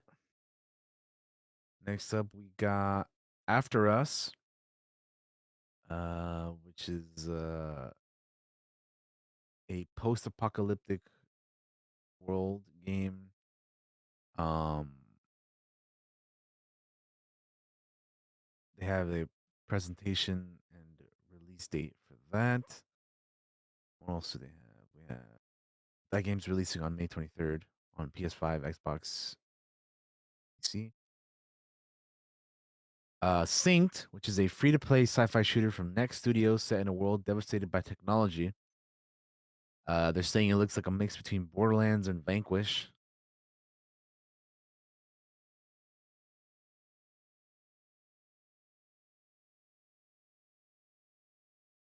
They also had a presentation for The Expanse, a Telltale series. It was also revealed that episode 1 of The Expanse Telltale series is coming to PC, PlayStation, and Xbox in the summer of 2023. So that is pretty soon, I would say. But yeah, they just have a video talking about with interviews and gameplay and whatnot. Distant Bloom, which is a cozy alien planet shooter from Ember Trail. New trailer. Game's coming out on PC in 2023. The Last Case of Benedict Fox. They had a little bit of a gameplay trailer for that, and it's going to be coming to PC and Xbox on April 27th.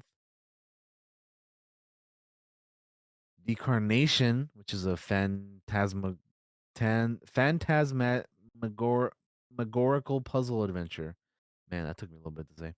From Atelier QDB. Has a release date of May 2023 for PC and the Switch.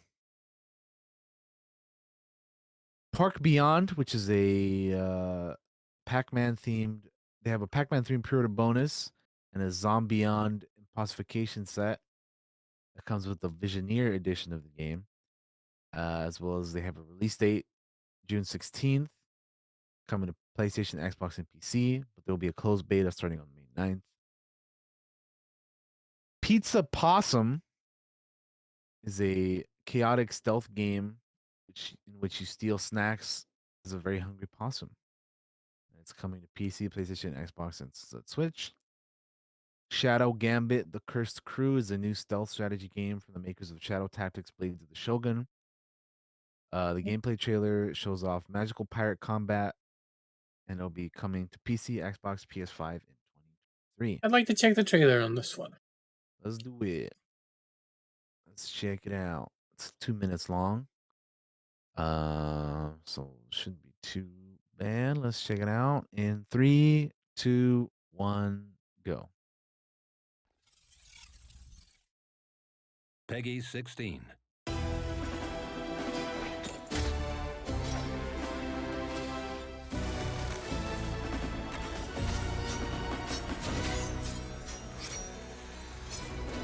Damn. From the creators of Shadow Tactics, Blades of the Shogun, and Desperados 3. The Inquisition has increased security at Iron Bay. This is alpha footage. We must find out what they're hiding. Aphia, assemble the crew. Consider it done. Sulidi, the ship doctor, can always provide a quick place to hide and send guards to their doom. I'll trim their numbers. Shipwright, Mr. Mercury, will have no problem getting past any fortress wall. Back on top. Our sharpshooter, Teresa La Ciega, can oversee operations from afar. So that's cool. You're like a cursed pirate crew. She never misses. Quite the shot, Teresa. Not bad. Canoness Gael will send Yeah, that's cool. anyone where they need to go quickly, if not quietly. The landing could be a bit rough. Toya, the ship cook, will serve up quick, elaborate deaths to those who stumble upon his magical charm. A feast for my blade. He's a ship cook. He's also a ninja. That's fucking assassin, yeah. He knows how to get into people's heads, but you'll never find his noble hands doing any physical labor.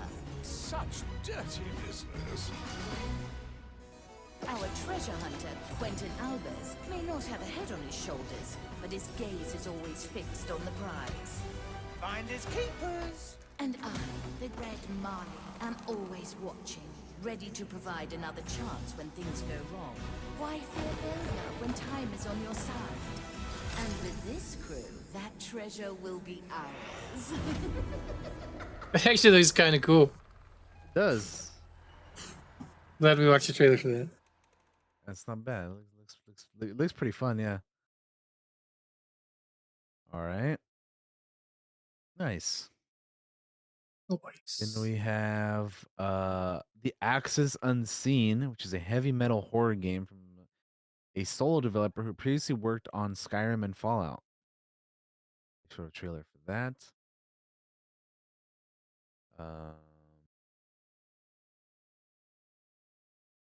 They had a VR showcase, which, we're not going to get into that, really.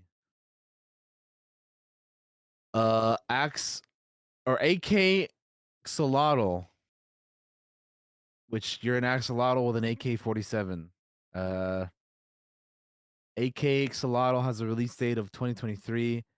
It's coming to PC, Xbox, PlayStation, and Switch later this year. Fort Solace, which I do want to check this one out. I already have it open. They had one for Fort Solace. And so yeah, we have Julia Brown, Roger Clark, Troy Baker.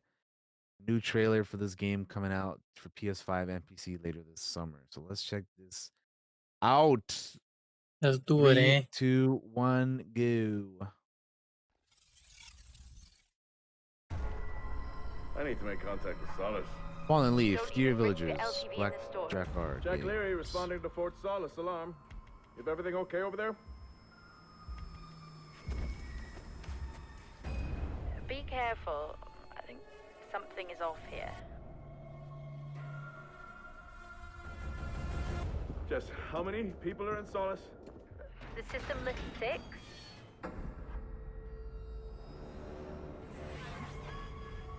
There's an incident here. An incident? What kind of incident? I don't know. Well, what the hell is going on there? Someone was down there with me. I'm heading back up to the surface level now.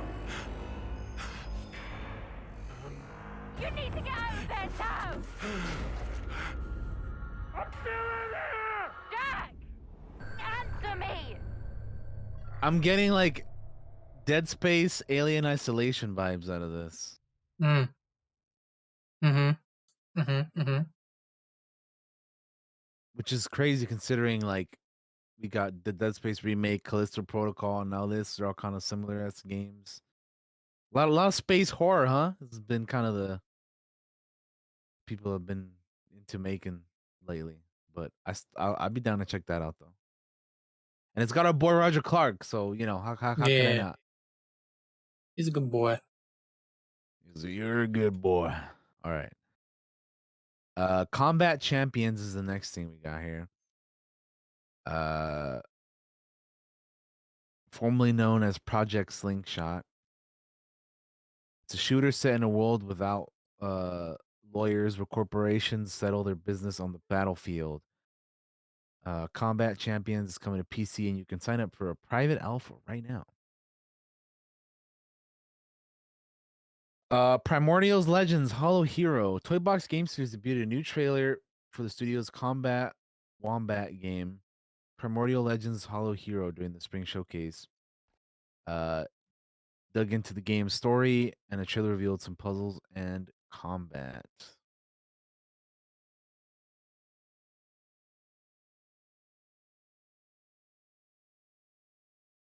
Men of War 2. Fulcrum Publishing released a multiplayer tech test for Men of War 2 at the showcase. It's available now and runs until March 20. Well, today. So you can check out the wholly anticipated RTS before launch. Men of War 2 is coming soon to PC. Coming soon. Dave the Diver. Mini Rocket swam by the Future Game Show to showcase their reveal concerning Dave the Diver. It's launching out of Steam early access in June of 2023. Survival Fountain of Youth is a challenging action adventure game where you play as a shipwrecked 16th century explorer. It was revealed that the game is coming to Steam early access on April 19th.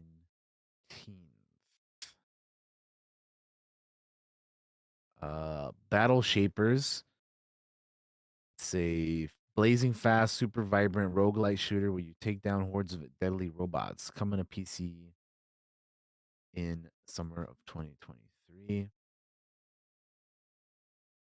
The next game, Stranded Alien Dawn, which I want to check this one out, is a strategic survival simulator where you look after the struggling human settlement on a complex alien world.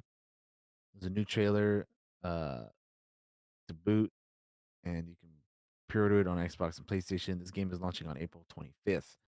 Let's check it out. Minute 30. 3, 2, 1, play. Peggy 16.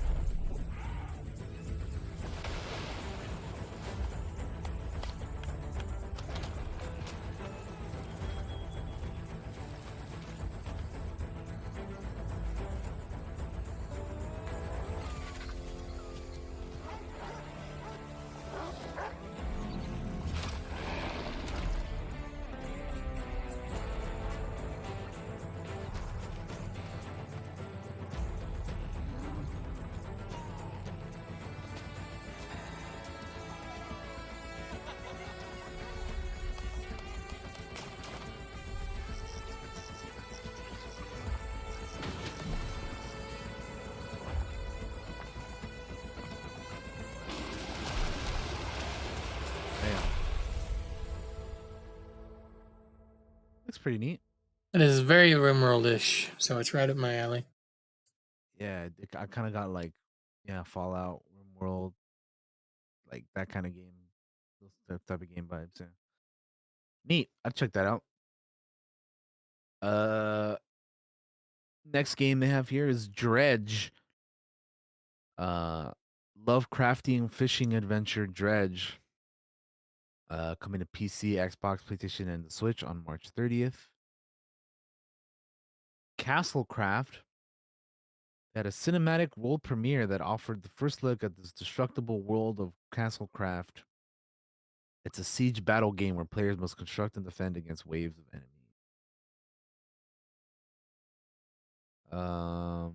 The Great War Western Front, a new World War I strategy RTS from Petroglyph. I want to check this one out. The studio behind the Command and Conquer Remastered Collection. A trailer for the game was shown, providing its overview of features, and it's coming out this Thursday. So there's quite a few games that are coming out this Thursday, huh? Yeah, I definitely want to check this one out because it is Petroglyph.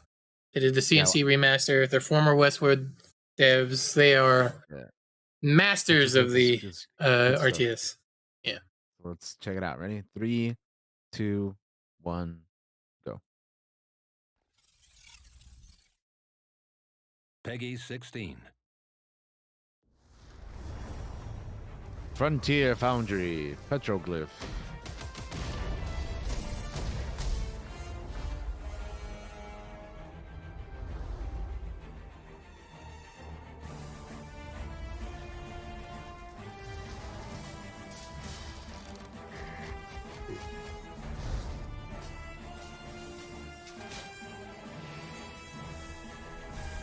Oh, my dad is gonna love this game. Well, tell him that comes out on Thursday. I gotta send this trailer to him. Shit, I'll play this, but this is definitely more his style, I think. Yeah.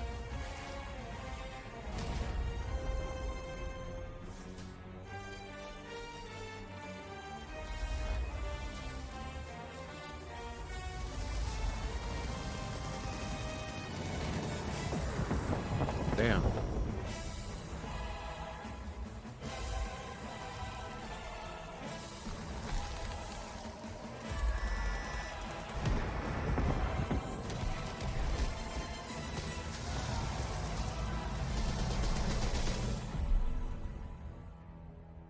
Nice. There you go. Looks cool to me. I'm gonna send this to him right now, actually.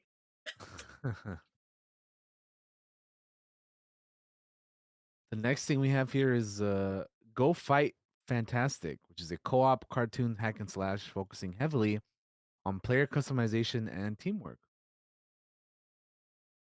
It's coming to PC later this year. War Tales is an open world RPG where players write down their own stories during a treacherous medieval landscape. Shiro Games dropped a trailer and revealing the game's 1.0 launch on PC will take place on April 12th. I'm kind of curious about this. Let's check it out. I played this a little bit, by the way. When it was first announced, they did like a Steam Next Fest like immediately after, and I played a little bit of it, and I liked it. So I haven't gone back to it or anything yet, but it's on my list to check out. So let's check it out. Let's watch it. 3, 2, 1, go.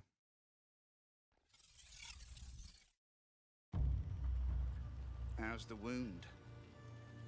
Stop bleeding at least, but we're out of bandages. Perfect. No bandages, Ugh. line, and Delicious shots rat. for the months. What was Hell it again? no. Easy contract, easy money, right? Soon these will be distant memories. We'll be rich. You'll be dead. You'll be dead. We gotta go. War Tales.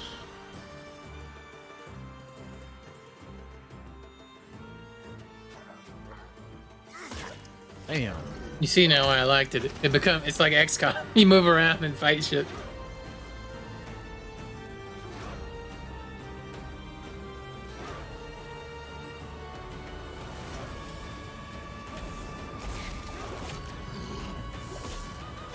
Oh my god, that was one big fucking rat. What the fuck? Cool.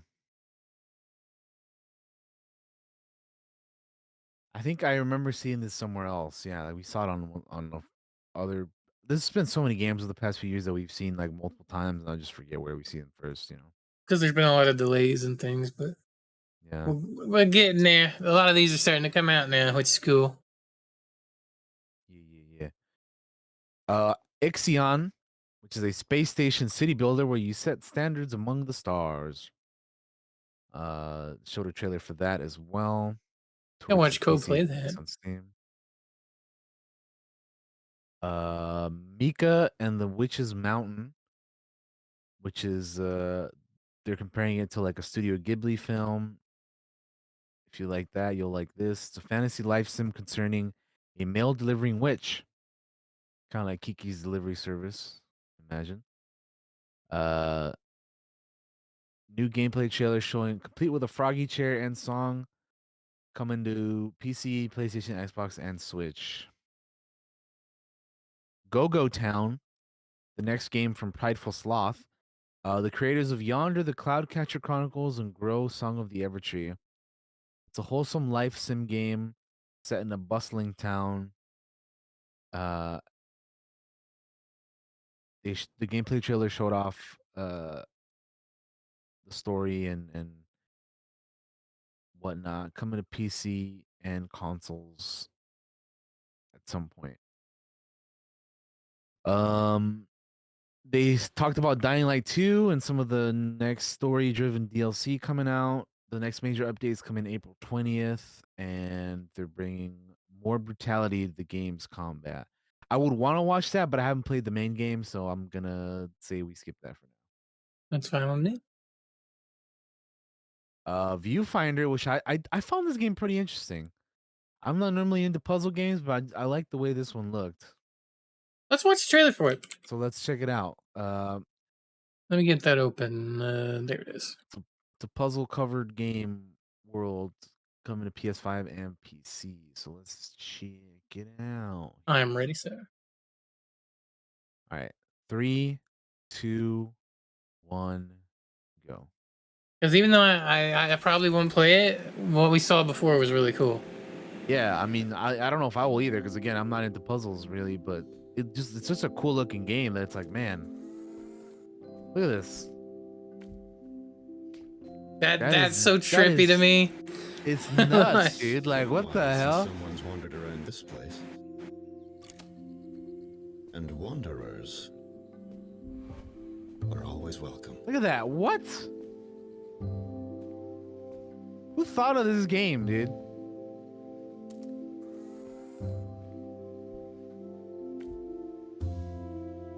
Huh? I've been meaning to ask.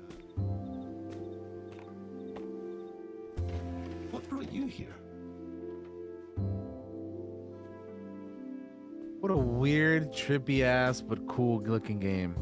The founders I can't wait for Paula to play this so we can watch. in case they were to ever come back. Oh man, he's dropping I them. must admit, I'm surprised you made it this far. It's quite exciting. Yeah, That's trippy. I'm glad we watched that. That's nuts. Oh wait, man. there's more. You can pet the cat. Oh, Yeah. nice. People are gonna like that. Very, very cool. Very, very cool. Yeah, I don't know. I'm again not normally into that kind of stuff, but I might be inclined to try that out. Maybe just even for a little while, just to mess around with it. Yeah. But Why not?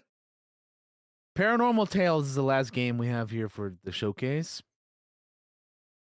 And let's just Fuck check it it, out. let's It's the last watch it. one. Yeah. Yeah, it's the last one. I'm glad we have the same thought process. Fuck it, let's watch it. Yeah, Paranormal Tales. They have a house gameplay trailer. It's 1:21. It's not too bad. All right, 3, 2, 1, go.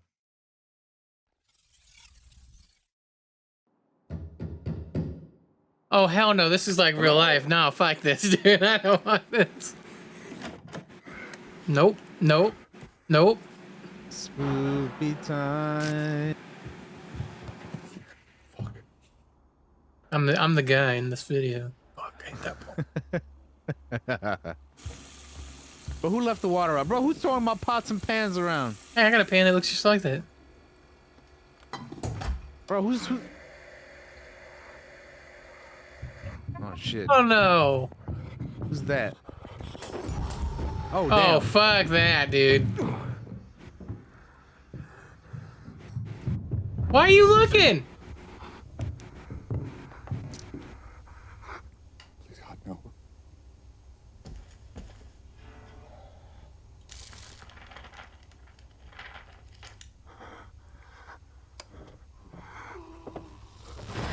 Oh my god, the fact this fucking piece of shit, dude. Nothing. I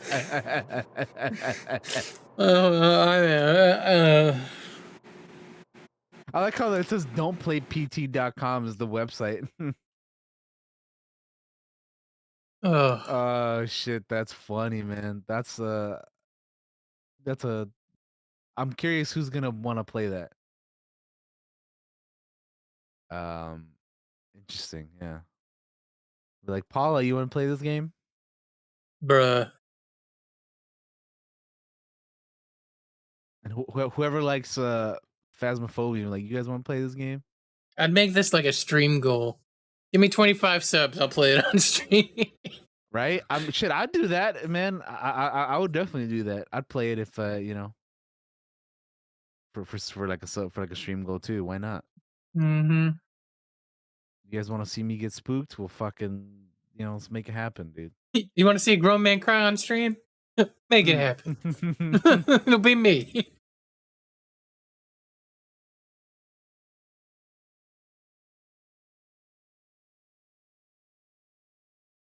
All right. All Well, right. that's the end of our future game showcase for the day. I think we still have one more piece of we got one more piece of new gaming news, Oh, yeah. I should say. Yeah. And then that'll be it for the gaming news. So let's talk about this one right here. All right. And this is you want to take it away? I can do it if you want, or you can read it. Doesn't matter to me. Either way. Either way is fine. All right, I can read it. So Ubisoft has pulled out of E3 2023. There's an article over on the Video Games Chronicle. It's been retweeted. It's going around. It says Ubisoft is no longer attending this year's physical E3 event. Says last month the Assassin's Creed publisher became the first major company to publicly commit to attending the revamped E3, which is due to take place in June at its traditional venue of the Los Angeles Convention Center. However, in a statement issued to VGC, the Video Game Chronicle, the company said it has now decided to move in a different direction and will instead be holding its own Ubisoft Forward Live event on June 12th in Los Angeles. Let's see. It says E3 has fostered unforgettable moments across the industry throughout the years, a spokesperson told VGC. While we initially intended to have an official E3 presence, we've made the subsequent decision to move in a different direction, and we'll be holding an Ubisoft Forward Live event on the 12th of June in Los Angeles. We look forward to sharing more details with our players very soon. The E3 organizer, ReadPop, did not immediately respond to a request for comment. So, DT, I think it's safe to say the E3 we know is dead. Yep. Everybody's dropping out. Nobody's. They're doing their own events. It's cheaper. Everybody's doing their own thing now. I don't know what E3's doing now because, I don't know. What are they doing? I have no idea. What are they gonna have there? Like, I don't understand. Because all the major, all the major players are like out. They're not in anymore. Mm-hmm. So, I don't know, man.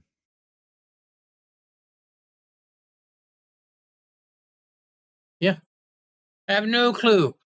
So yeah, that's that. I feel like E3 is dead as we know it, as it is, and Well, Nobody's definitely gonna be as we there. once knew it, yeah. But I think that, maybe they can reorganize or something. Maybe it'll become like an indie type of thing in the future. I have no fucking idea. I don't know what they have planned this time, bro. I guess we'll see, man. I don't know. I just off the top of my head, I can't really think of what they would be doing because yeah, everything is just and it's not like it's something new either. Like PlayStation has been doing their own thing, Nintendo's been doing their Yeah. own thing. Like COVID just sped things up. I think it was always going to kind of go. I don't want it to. Obviously, growing up, E3 was like such an event. Like, I mean, it was something we looked forward to every year. But hey, it is what it is. Also, DT, we have a piece of breaking news right now. oh, do we? What's that? Yes, this is tweeted by VentureBeat. It says former BioWare executive producer Mark Darrow, we've talked about him previously on the show, has returned to work on Dragon Age Dreadwolf as a consultant. The Mass Effect team will help ship the game. They posted an article here. Mark Darrow says he will tweet. He says, in keeping with I can only be on 1.5 social media platforms at a time, I will have an update on this on YouTube very soon. So he's going to have an update on his personal YouTube. I remember he left BioWare a little while back. I was disappointed by that because I like Mark Darrow. He's a very important person to Dragon Age. But it looks like he's coming back for some sort of consulting on Dreadwolf at the very least. Thing here. I'll read some of the article here. It says, former BioWare executive producer Mark Darrow is returning to work on Dragon Age Dreadwolf as a consultant. On top of that, Electronic Arts said that the Mass Effect team will help with the production of Dragon Age Dreadwolf as the production and polishing tasks ratchet upward. The Mass Effect can do that because the next Mass Effect title is still in the pre-production stage with a small core team working on it, GameBeat has learned. Quoted as saying, our studio is focused on creating the best Dragon Age Dreadwolf while the core Mass Effect team continues their pre-production works, said Gary McKay, BioWare General Manager, in a statement to GamesBeat.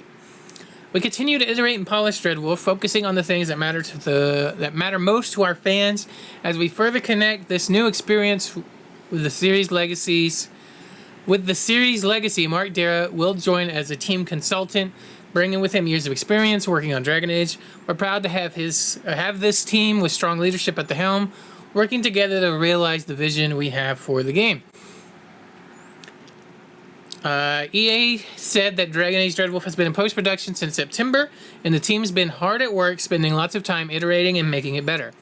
Now that the team has the ability to do a complete playthrough, it can iterate and polish on the things that matter most to fans. Wow, they use iterate a lot in this statement. I think that is the gist of it. All right, well, that's pretty cool. Oh, here's some background on Darrow if you guys want to hear a little bit of that. It says, Darrow was a former developer and executive producer on the Dragon Age titles at BioWare. He left the studio along with Casey Hudson in December of 2020.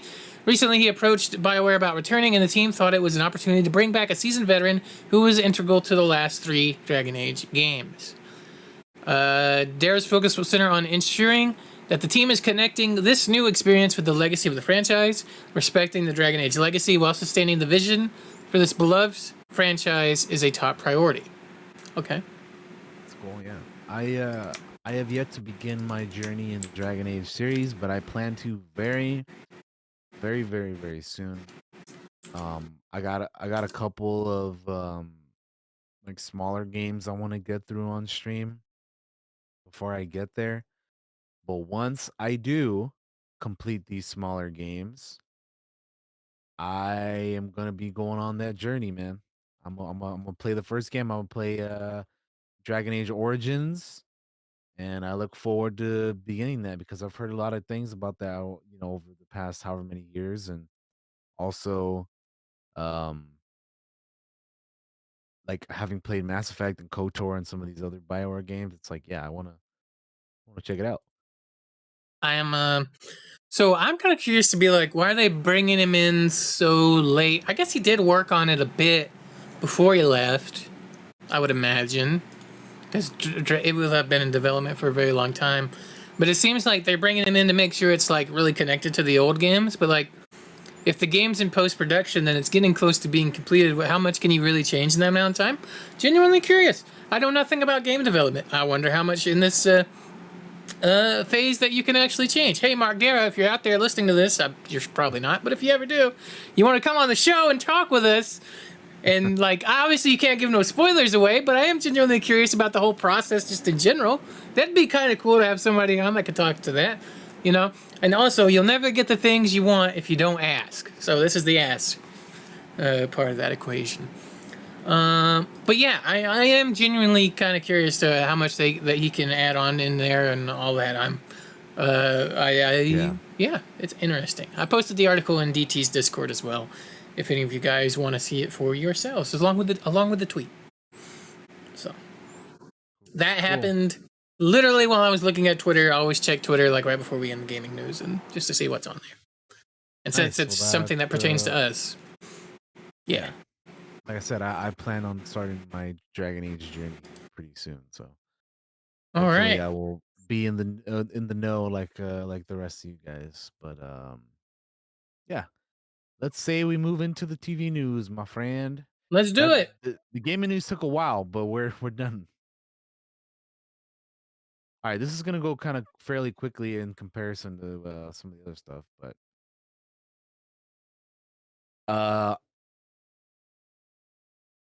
Oscar winners Daniel Kwan and Daniel Schreiner, directors of Everything Everywhere All at Once, directed an episode of the new Star Wars series Skeleton Crew.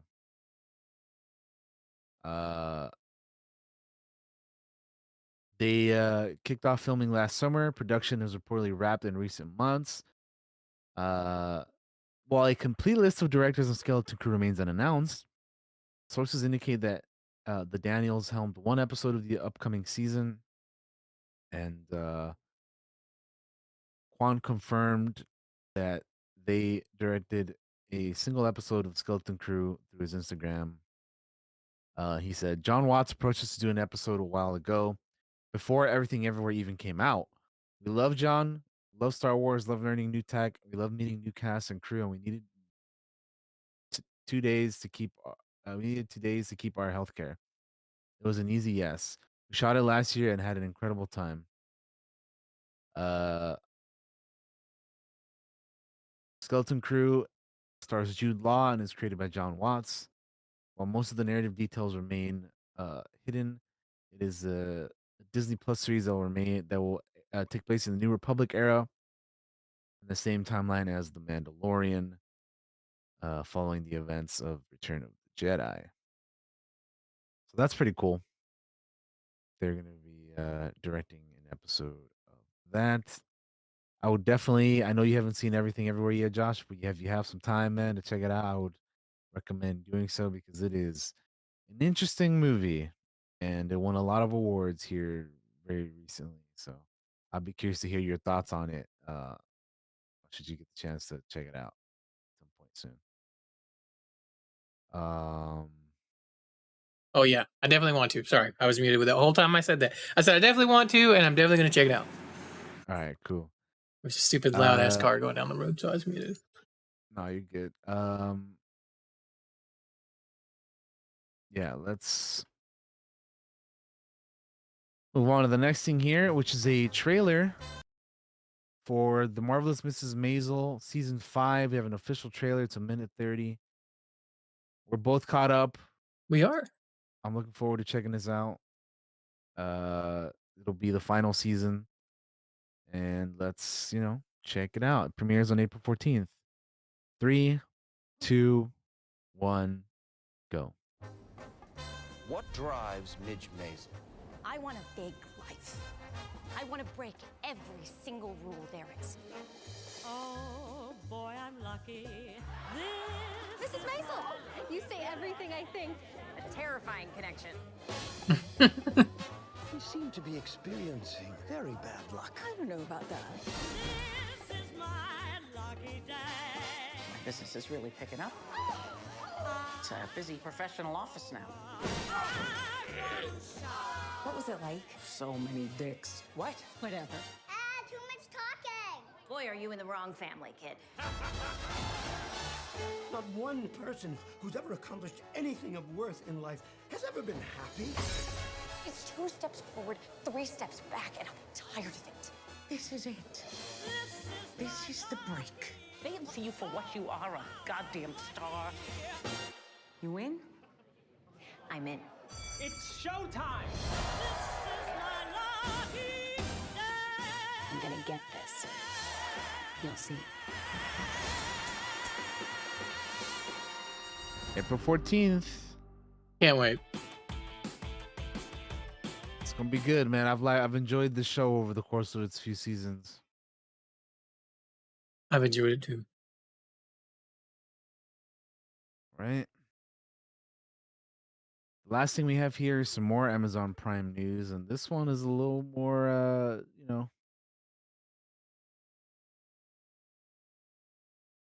we're talking about Amazon's Lord of the Rings, The Rings of Power.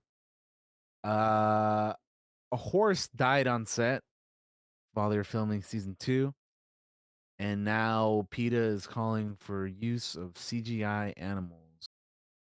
So the horse died of cardiac arrest during rehearsals for the Prime Video series. It died on March 21st, the studio confirmed. A spokesperson for Amazon Studios said, "We are deeply saddened to confirm that a production horse died. The incident took place in the morning whilst the horse was being exercised prior to rehearsals. The trainer was not in costume and filming had yet to commence. Both a veterinarian and a representative of the American Humane Association were present at the time. The independent necropsy has confirmed that the horse died of cardiac failure. The horse was one of 30 on set at that day, all supplied and respected by outfitter The Devil's Horseman, which has provided horses for many shows, including Game of Thrones. This is apparently the first on-set animal fatality in the company's 50-year history. The horse is said to have shown no prior health problems and was standing among 20 other horses before it died.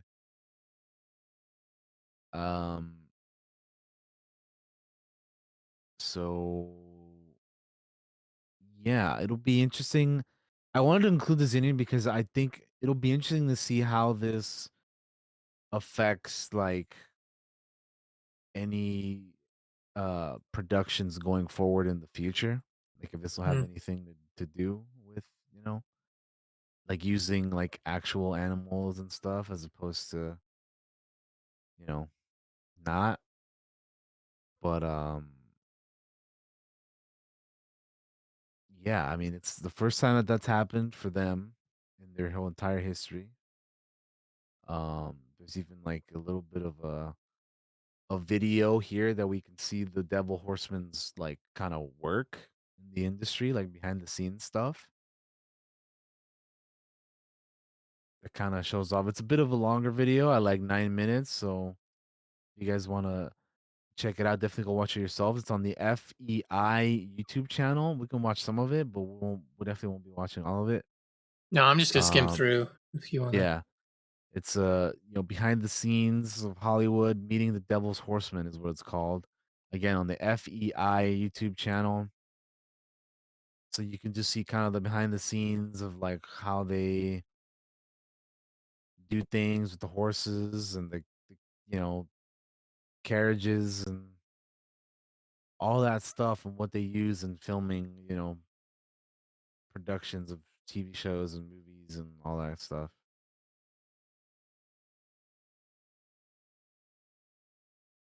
So yeah, I just they have stunt riders and I don't know. It'll be like I said, very uh I just wonder what'll come of this, of having like a horse die on set of this show.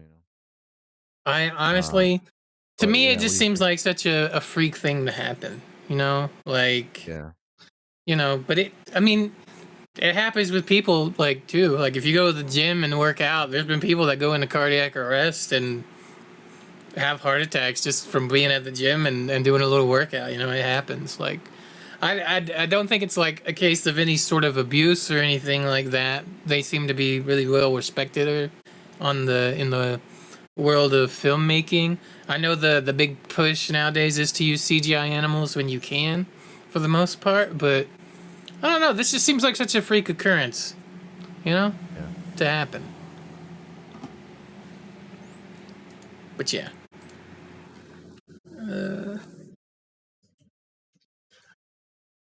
Alrighty then.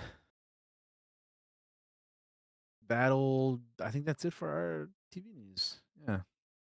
Yeah. Very, very quick. Not a whole lot of TV news this time around. So we can move on to the movie news if you're ready. I'm ready, sir. Let's move along, shall we? Alrighty then. So for our movie news this week, we have news on Netflix's Gears of War movie. They have enlisted the Dune writer John Spates, also co-writer of Marvel's Doctor Strange, will help Netflix turn this video game franchise into a live action film. So Spates co-wrote the screenplay for Dune alongside filmmaker Denis Villeneuve, as well as Marvel's Doctor Strange. Gears of War is one of the all-time great action games with vivid characters and beautifully designed world, and a combat system that drives home the lethality of war and the importance of standing by your squad mates. It wants to be cinema, and I'm thrilled to have the chance to help that happen, Spates said in a statement.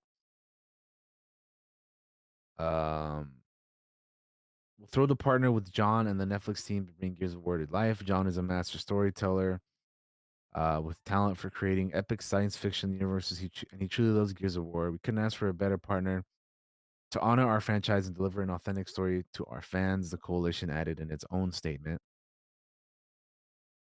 So yeah, there's more news on Gears of War movie. I mean, I like Doctor Strange and I like the first Dune movie, so hey. Yeah. Same. I see this as good news. See this as an absolute win. Exactly. So and I don't even like know much about Gears of War because I didn't have a 360 during that era. You know, like I've never owned a 360 actually. I played a lot of it because I had like family and friends who did, but I was never like I never got into that franchise because that was just one of the ones I was like I had a PS3, you know. So we'll see. Good luck to them. You know, obviously want video game adaptations to succeed. So you know, hopefully they do well. We got a trailer here for Renfield, which I believe, Josh, you said you saw this already at John Wick, right? Yeah, I believe this is the one they showed at John Wick. I'll tell you if it is. Because trust me, All right. there's some shit in here that's like, I'm going to remember this. Okay, so I haven't seen this, so we'll check it out here. It's the final trailer for Renfield. Let's watch it in 3, 2, 1, go. Mr. Renfield, welcome. I am Dracula. You will make a very good assistant. No, he's evil. We will protect you. You have the word Yes, of the most I have seen this trailer. institution on Okay. earth, the Catholic Church. Bro. Renfield, your sole purpose in life is to serve me. Bro. Now, let's eat. I just want a normal life again.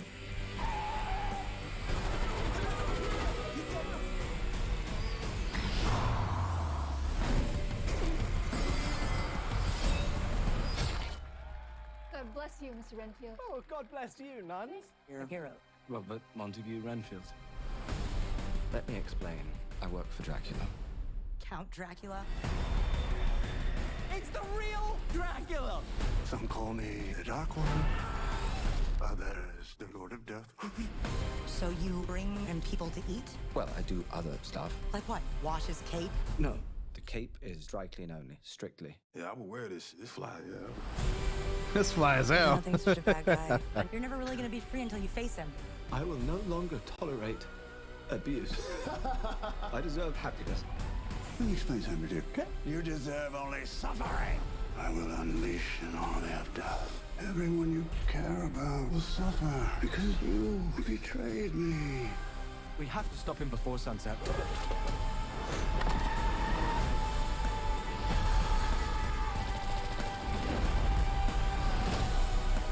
I am enough. I deserve happiness, and I take full charge of my life today.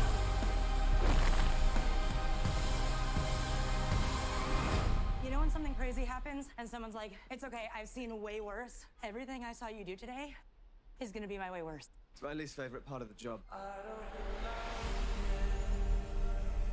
All right. They cut out some of the gorier parts. This movie is going to be more gory than what they showed in this trailer. Okay. Gotcha. Well, yeah, that seems like I didn't like hate the humor, which like Aquafina's kind of hit or miss sometimes. Like I don't, sometimes, but like the Catholic Church thing, and then some of the other stuff, like with the this game flies hell, like that kind of shit. I thought it was pretty funny. So hey, Mm-hmm. if it's more like that, then that'll be fun.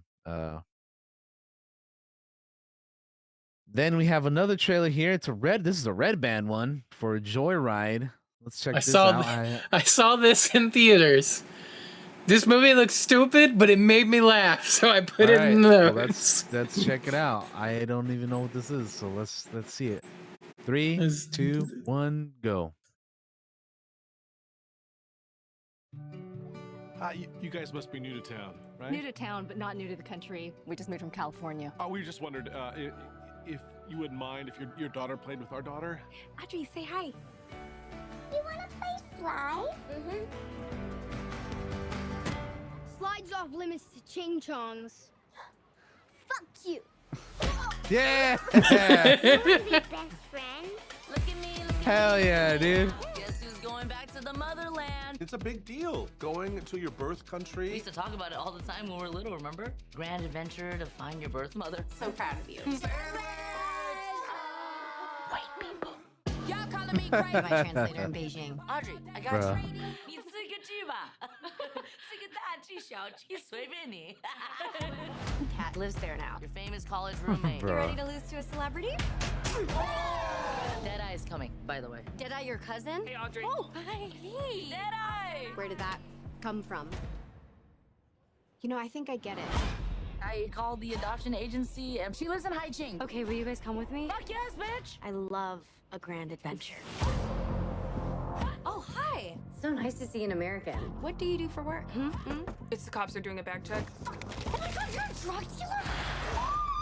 You're drug dealers now, bitch! Bro. What the fuck? Is that a condom? We can't get caught with drugs in China. We'll get jailed for life. Crazy, gotta go crazy. Oh hell nah.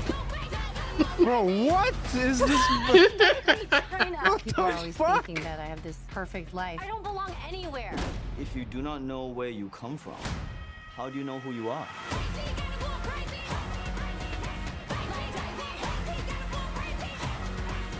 Jeez. You can still find her. Our passports are in my suitcase that got stolen. You know who can bypass airport security? K-pop stars. Everyone remember their names? Sassy. Cutie. Lisa. Lisa, 2. I don't believe Lisa these girls too. are sus. Girls, show them. What are we supposed to show? You're a fan of Cardi B, right? Yeah. Is she here? There's some whores in this house. There's some whores in this. Bro, this looks. Did you get the Coke bags out? Yeah, but only 7, and I think I put in 8. Just push, pull. I mean, twist it. It's not a puppet, it's my asshole! What the fuck? Oh my god, dude. Oh my... You see why I put it in the notes, right? Bro. This movie looks Dude. wild.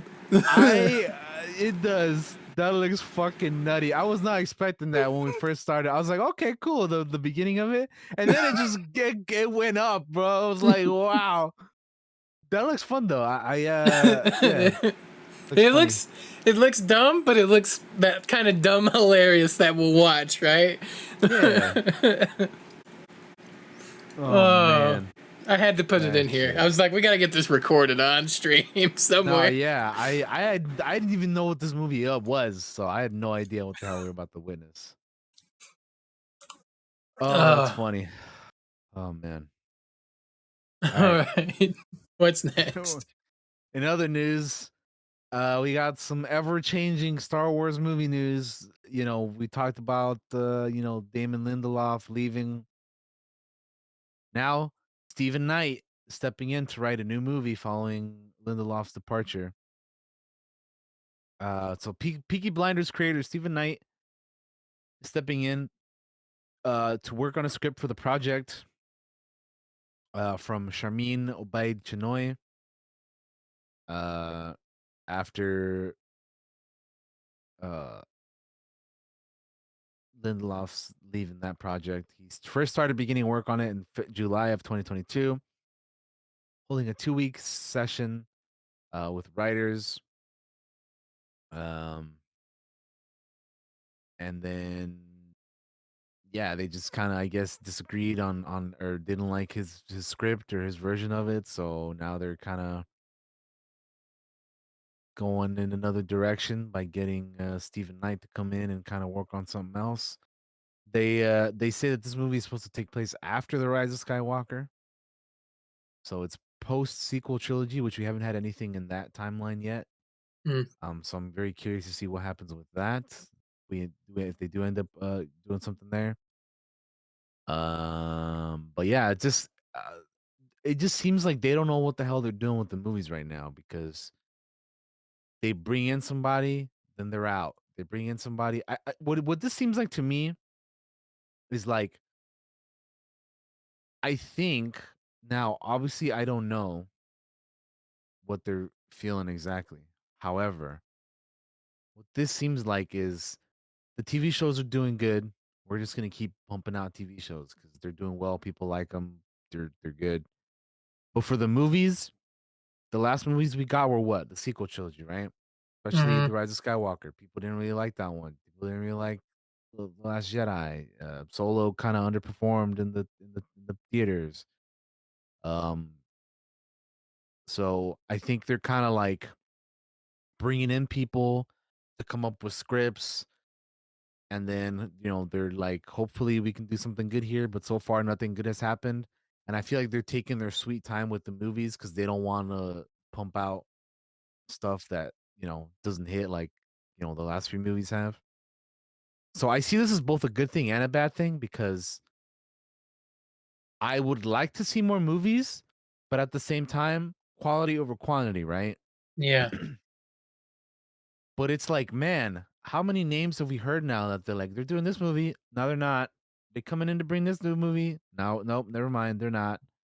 So it's like, I kind of, I don't even know if I want to hear about stuff anymore unless it's like actually happening. Because like, Mhm. keep it all internalized, man. Like,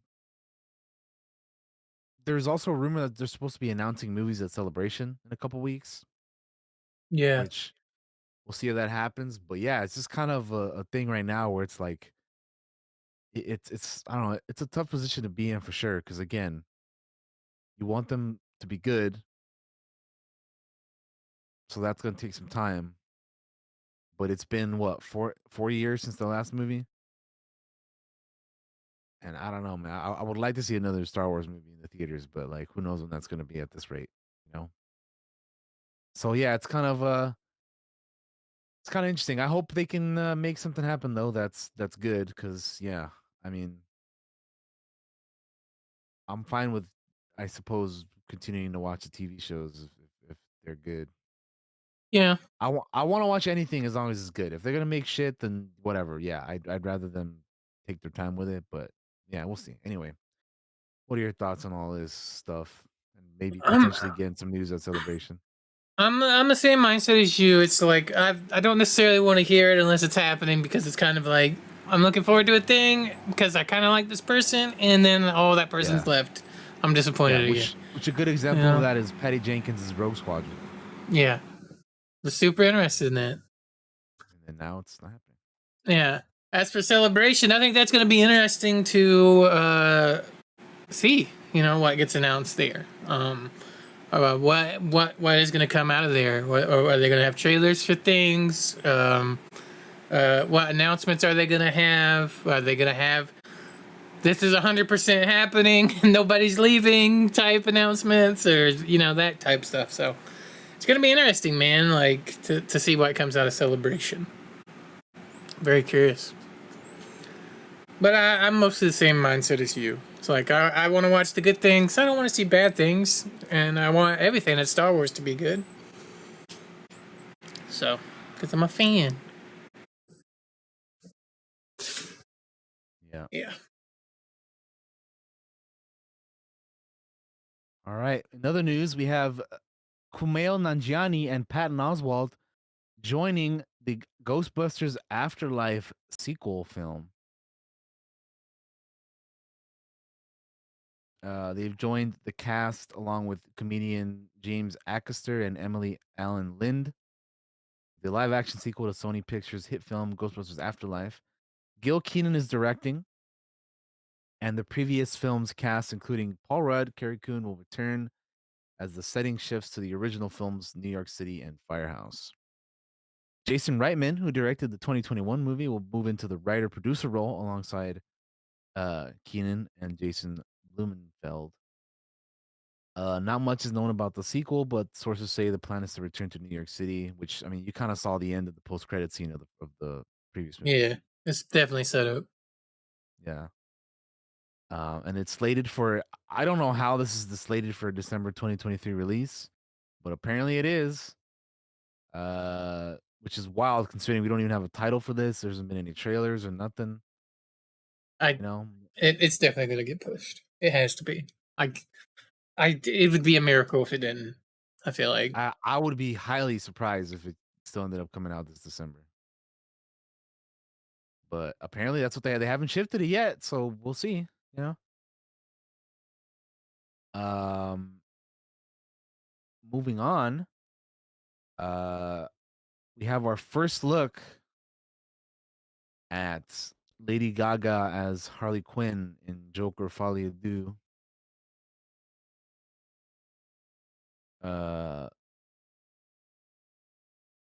She was photographed filming a crowd scene for the sequel.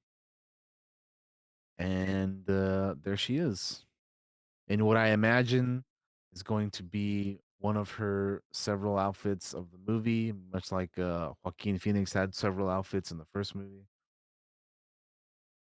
So I just imagine they're gonna have several.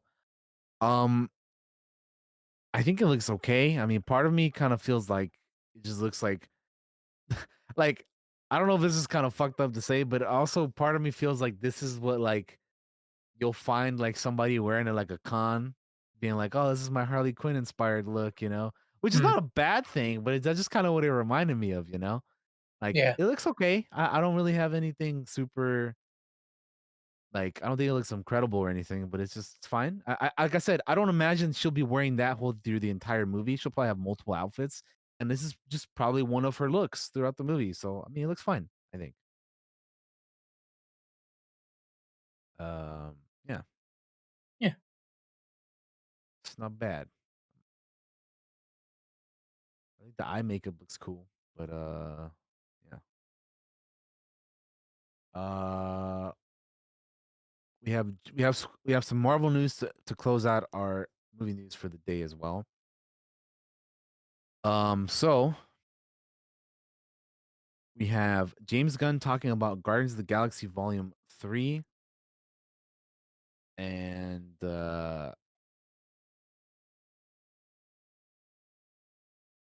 he says that, well, he promises that not a second is wasted of the runtime. So uh the third movie is going to be clocking in at 2.5 hours, which will be the longest of the trilogy. And he said they asked someone on Twitter asked him for the confirmation. He said it's around that long, although it's not exact. It's not yet exact. And I promise not a second is wasted. There's no fat. It was necessary to experience the full arc for every major Guardians character, not only for this film, but for the trilogy. Or should I say trilogy plus? Um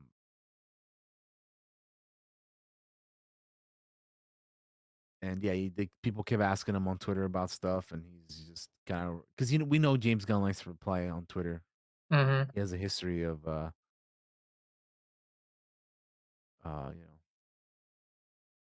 replying to stuff. And then somebody said that, oh, James Gunn seemingly confirms that there will be more Guardians of the Galaxy movies with the plus, and he's like, Trilogy Plus means Holiday Special, Infinity War, and Endgame.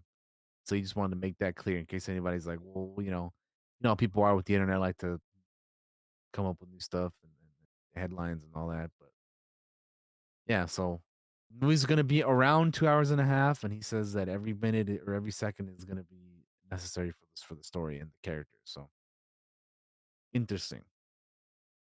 The other piece of Marvel news that we have is that Liv Tyler, who was from the Incredible Hulk from all the way back in 2008, is returning to the MCU as Betty Ross for Captain America New World Order. 15 years after starring in The Incredible Hulk, Liv Tyler is making her return, according to the Hollywood Reporter. The daughter of General Thaddeus Thunderbolt Ross, who was played by the late William Hurt, will now be portrayed by Harrison Ford in the new installment. And that movie had William Hurt and Ed Norton as Bruce Banner, the Hulk, who was replaced by Mark Ruffalo for the Avengers in 2012. And we haven't seen Betty Ross at all in any other MCU properties. So it'll be interesting to see her return, because I believe at this point only well, actually that's not true, because we have Tim Roth, who was the Abomination in that return as well. And then apparently we're supposed to be getting Tim Blake Nelson return also. So that'll be fun. We're getting some Incredible Hulk MCU-ness this many years later, which is kind of nuts. How, like, considering how much of the MCU has happened already, and we're like just now getting stuff with some of these characters. Um, or the story basically. Um, but that's cool. I think it's cool that she's coming back. It's yeah, like I said, Yeah. it's a character that hasn't been around in 15 years, so I am very curious to see what they're gonna be doing, because this is a fourth Captain America movie, but with the cast and the characters returning, it almost seems like it's an Incredible Hulk 2. Yeah, it With seems the that way way, that, though. yeah, it seems that way, but it's Captain America 4, but we'll see what happens, man. I don't know. I'm very curious, because I like that Hulk movie, even though it's early MCU and it's not like you know uh people's favorites generally. I still, there are things that I still enjoy from it. Mm-hmm. But anyway, that's pretty cool. And then the last piece of news that we have here is that this probably should have been in the TV news, but I'll just mention it here really quickly. Is that Secret Invasion has a release date of June 21st now. If you go over to the Disney Plus app or website, and if you look up Secret Invasion, it'll say coming to Disney Plus on June 21st, 2023. So pretty cool. We now have a day to look forward to that. Um, but yeah, that's pretty much it for our news of the day. Um, so yeah, we can take a quick break and then come back and talk about our main topic, which is going to be this month's retro rewind for All the President's Men. Yes, sir. All right, guys. Like DT said, we'll be right back after this. Don't go anywhere, except she got to go potty. I'll put some music on, run some ads. See you in a minute. Back. Hello, everyone, and welcome back. We're ready to hop into our second half of the discussion here. Not sure how long it'll go on for, but it is what it is. We'll talk until we're ready to wrap her up. We watched a movie. I'm going to go ahead and swap over to our main topic text here. We watched All the President's Men for our retro rewind. Yeah, I forget which one it is because we swap. But it's the first time I've ever seen it. Is it first time you ever seen it, DT? Yep. So yeah, well, 1976 movie has I didn't even Dustin know. I didn't even know Hoffman. about this movie. Really, I'm surprised. Yeah, I've heard of yeah. it in previous circles of people. Previously. Like I didn't even know what it was about either. Like I knew nothing about like who was in it or nothing. Well, I'm definitely This is curious, all new and to me. I'm definitely curious in your opinions. Then, so it's so what it is it stars Robert Redford and Dustin Hoffman. It is a film about Watergate. It is about the two young reporters and kind of rivals that kind of research, investigate the whole Watergate break-in and what that eventually leads to, which is the resignation of President Richard Nixon back in like the movie came out just like a few years after all that even happened. Apparently, it's based on a book that the reporters wrote. Bob Woodward and Carl Bernstein, I believe, or Bernstein. I can't remember how they pronounce it in the movie because I'm bad. But yeah, I watched the movie. DT watched the movie. DT, did you like the movie? That's how we usually start days off. I did. You did like the movie? I did, yes. I also liked the movie. And it's so like... How do I want to start this? It's so crazy to me that it's like, imagine you're just a reporter, right? And you're just investigating this thing. And it just gets deeper and like almost more unbelievable as you go, including late night contacts with who they call Deep Throat in a fucking garage somewhere. Let me tell you, that is the worst code name I've ever heard, bro. How you gonna call another man Deep Throat? Come on. Well, that's why they called it. That's why they called him that. They even says in the movie, it's like I jokingly call him Deep Throat because of the banned pornographic film, and it's like, oh man. It's nutty, but that's what they did. That's what they called him. And his identity isn't revealed until like many years later on who Deep Throat actually was during the course of the film. So I didn't take any notes. I wish I had, but I kind of got sucked into watching the movie and forgot to write things down. Did you take any notes, DT, or did you just kind of watch it? I didn't either. I was just kind of watching it and seeing it. Because again, like I didn't, before we said this was going to be the movie we're going to be watching, I had no idea what this movie was about, who was in it. I knew nothing. I knew nothing going into it. So I just kind of like, as I was going to watch the movie, I kind of read the synopsis a little bit and kind of then saw what it was going to be happening there. But like, yeah, I didn't know nothing. I didn't know this was going to be about Nixon and Watergate and all that stuff that went down. And like you said, I do think it's crazy that this movie came out like only a couple of short years after that even happened in real life. Like that's what makes it even crazier too, because they have like footage and stuff too, like in the movie, right? Of like, Nixon and it was just crazy to watch, considering it was something that happened like not long after it actually happened for real. Yeah. Let me see if I can find the trailer, guys, and we'll watch the trailer. How about we watch the trailer for this? Because sometimes that's fun to watch some of these old trailers again. DT, I'll send it to you as well. And we'll all watch it together before we go deeper into it. How about that? So here's the trailer, DT. All right. Let's check it out. Check this out. It'll be fun. I'm kind of curious to what the trailer shows you on. Yeah, so 3, 2, 1, go. Nominated for 8 Academy Awards. Look at that. I think it won like 4 or something like 4 or 2. Picture, Best Director, Best Supporting Actor, Best Supporting Actress, Best Screenplay, Best Film Editing, Best Art Direction, and Best Sound.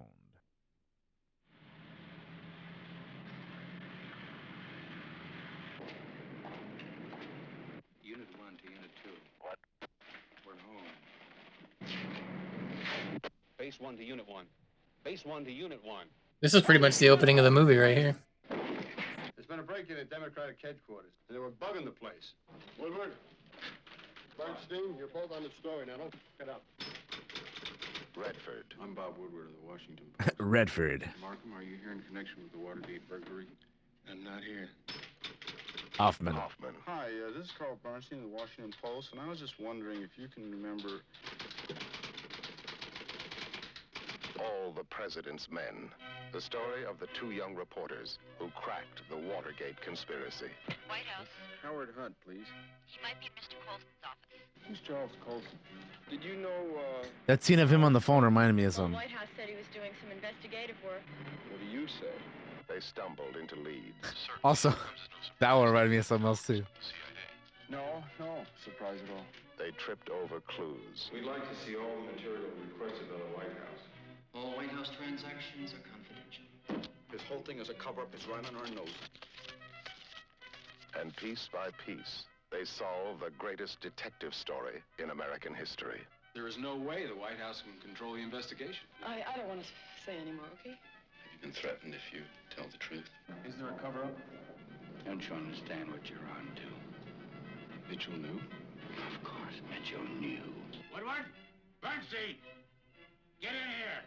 At times, it looked as if it might cost them their jobs. You guys are about to write a story that says the former Attorney General, the highest-ranking law enforcement officer in this country, is a crook.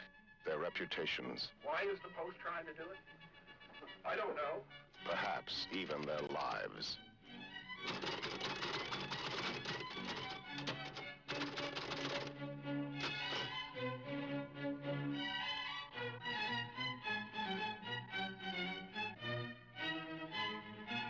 Okay.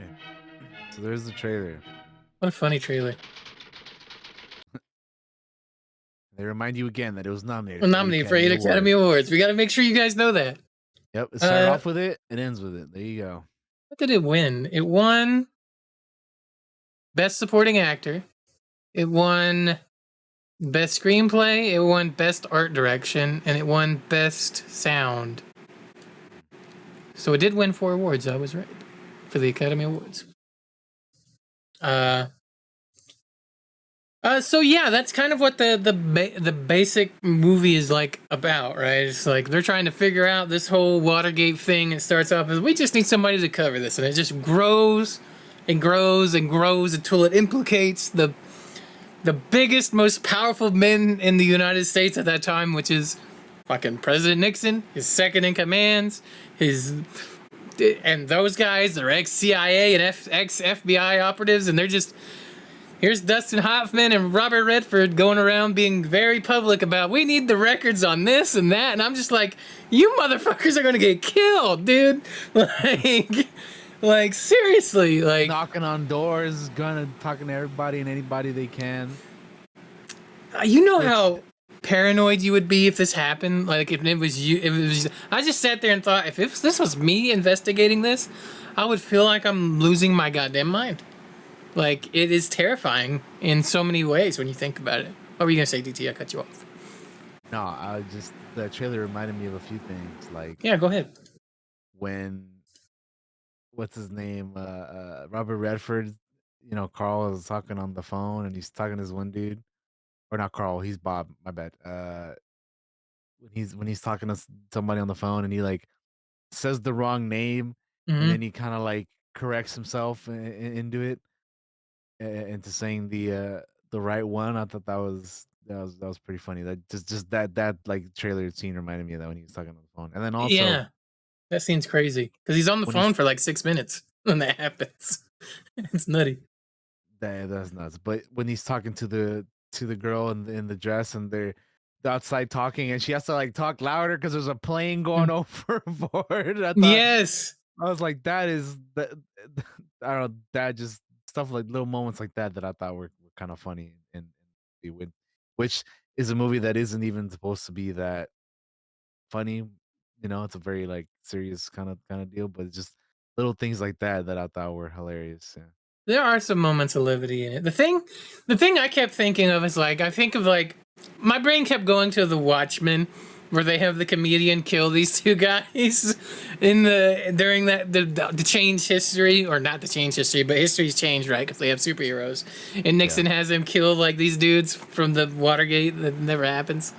So he's still that's why he's still president in the Watchmen movie. I've never read the comics, but that's why my brain kept going to, and I was just like, man, you wouldn't even have to be secretive to whack these two dudes, because they're just going around interviewing all these people. I don't blame these people for being as paranoid as they.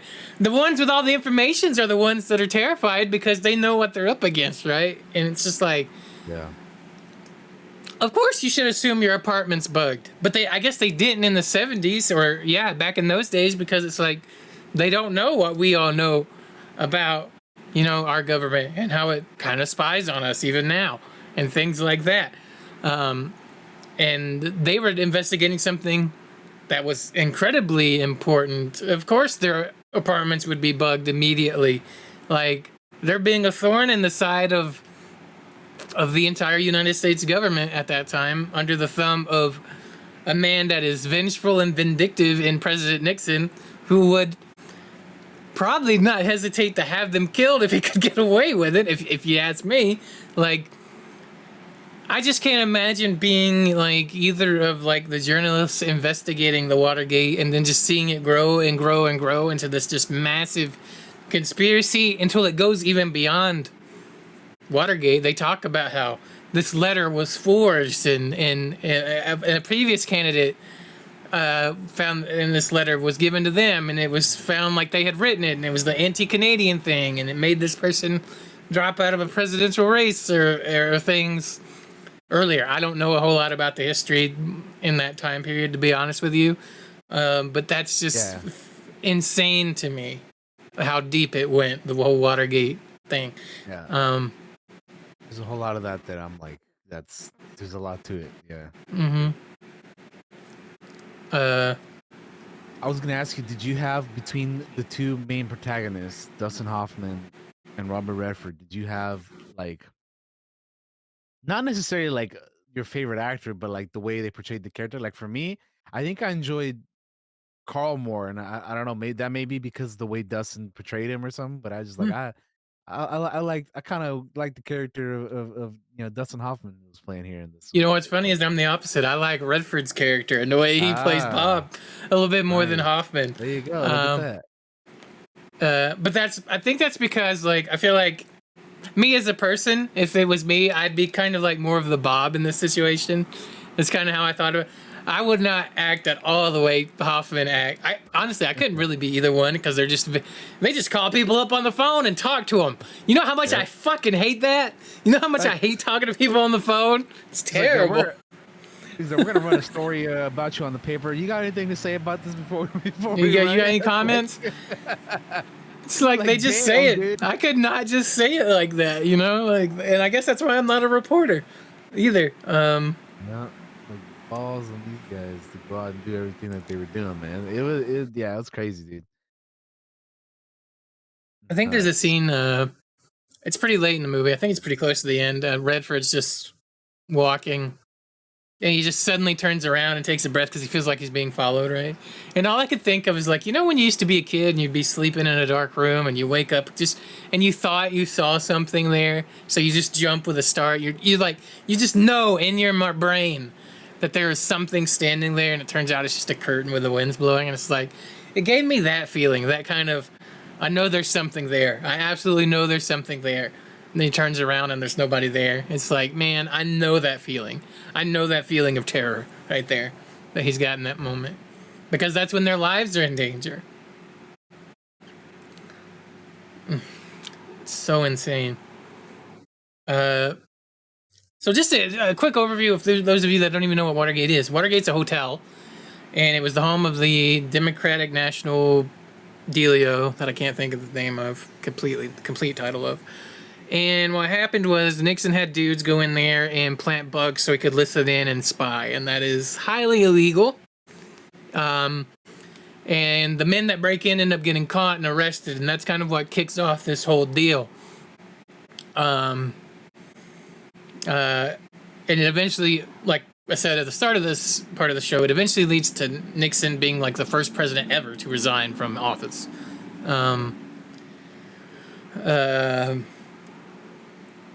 Yeah, it turns into this entire conspiracy with slush fund money and payments and hundreds of thousands of dollars. I mean, when you talk about it, it's insane.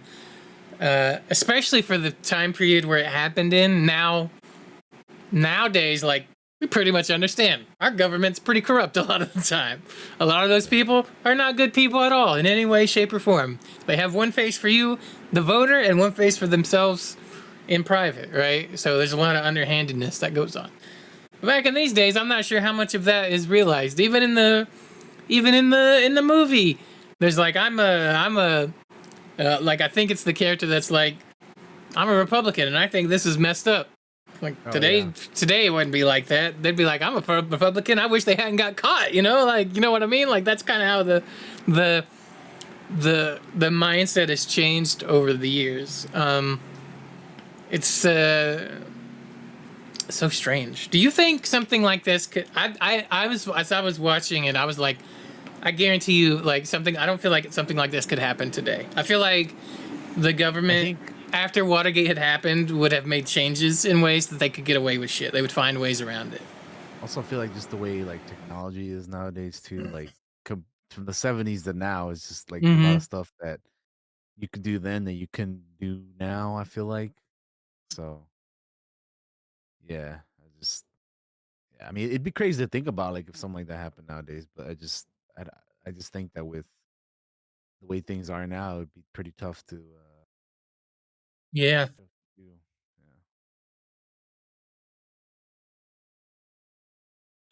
do. But yeah, they have Bob Woodward had a contact inside, you know, kind of like the White House, that is for years that known only as Deep Throat. Was his code name. He was I don't think he was called that by Bob. He was called by like one of their bosses, called, like, he's got this secret contact. I call him Deep Throat, which is, look, we're not gonna get into the whole pornographic film thing called Deep Throat, but there was a pornographic movie back in those days called Deep Throat, highly controversial at the time, so everybody kind of knew it. So he just calls this guy Deep Throat, which is, I know it's hilarious as a code name, but yeah, it's who is played in the movie by Hal Holbrook, which I think most of us know from like fucking Jaws, right? Isn't he the mayor in Jaws? That's like, guys, you can open the beach. I think that's him. I don't remember. Yeah, that's something. It's been a while since I've seen Jaws, man. Or maybe I'm not thinking of Jaws. What am I thinking of? I saw him in something. Oh, I saw him in fucking Clint Eastwood. I saw him in Magnum Force. That's it. That's what I'm thinking of. Not Jaws. Sorry, I got him confused with somebody else. That's my bad. But you don't even really see his face in the movie this much because it's like, we gotta keep this. It's meant to be this shadowy conspiracy person in the dark. You know how terrified I'd be afraid of getting shot while meeting my secret contact in an underground garage that's dark as fuck? Like, they hear car doors shut. There's things that sound like gunshots that happen down there, and they're just like looking around. Fuck all that. But who Deep Throat actually is a person known as Mark Felt, and he was like number 2 at the FBI at the time. Something. He's like the associate director or something. FBI associate director. He's like pretty powerful person to have as like an inside contact in Washington. And it's just crazy to me that they have like, here's former CIA operatives, here's former FBI men. Like, it's just insane. Yeah. The other thing is, like, this movie does not have a lot of music. I didn't really notice it at the time. I didn't think about it until after it's like the movie's over and I'm looking at some of the trivia, because that's often what I do is I go look at trivia, and they're like, the music, the music only pops up in like a couple of scenes in the film. They really wanted it to be like a more, like, you're in the moment, you know. Music's just kind of used to ratchet up tension.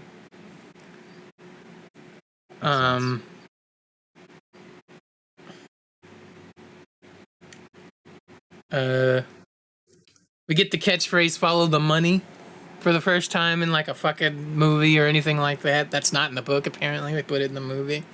And honestly, it kind of makes me want to read the book that this movie's based on, because the movie only is half the book. It's not even the entire book. It's just the first really? half. Interesting. Yeah. Yeah, it makes me want to like do some more research about all that stuff, because there's a lot of that I still don't really. And that's the understand thing. really. Even in the movie, it gets confusing because they reference characters you never meet. They don't even talk about the head of the Washington Post, which was a woman. That's why there's a scene. She didn't want to be mentioned in the movie, but apparently after the movie came out, she was like, "I wish I hadn't." Like she insisted on not being in it, but she kind of wished she had been in it instead. So she's not shown a lot, but there's a scene with her or lines with her mentioned in it.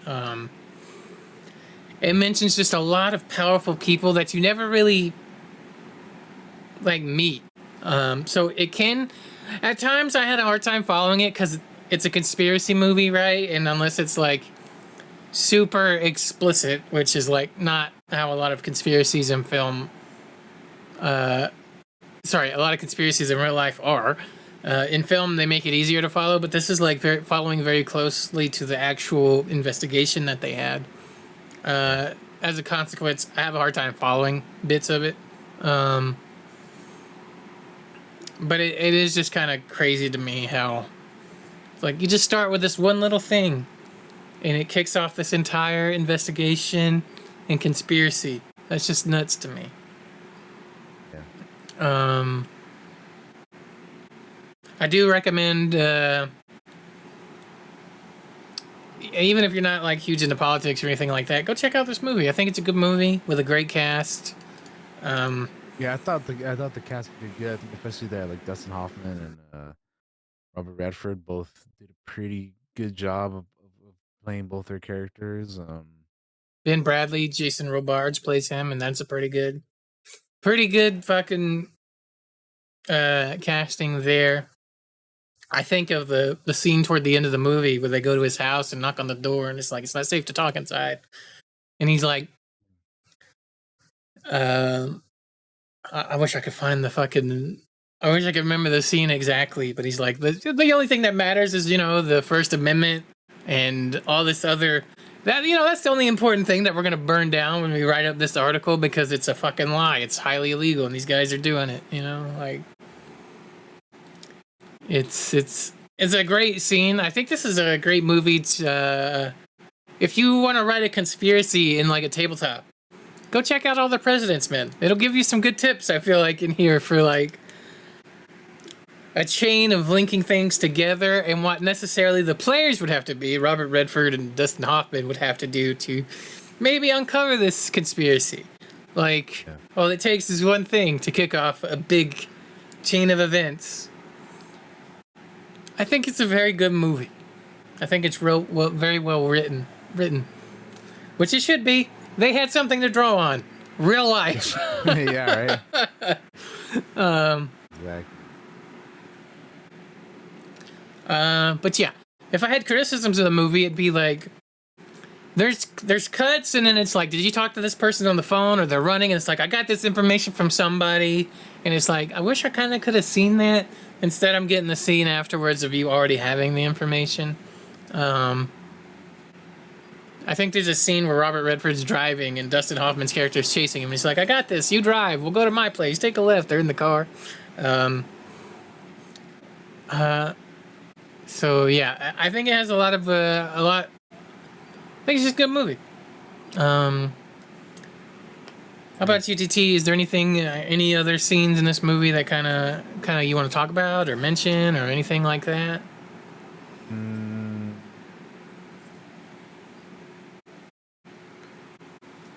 Trying to think if there's anything else in particular that maybe stood out for me, like scene wise.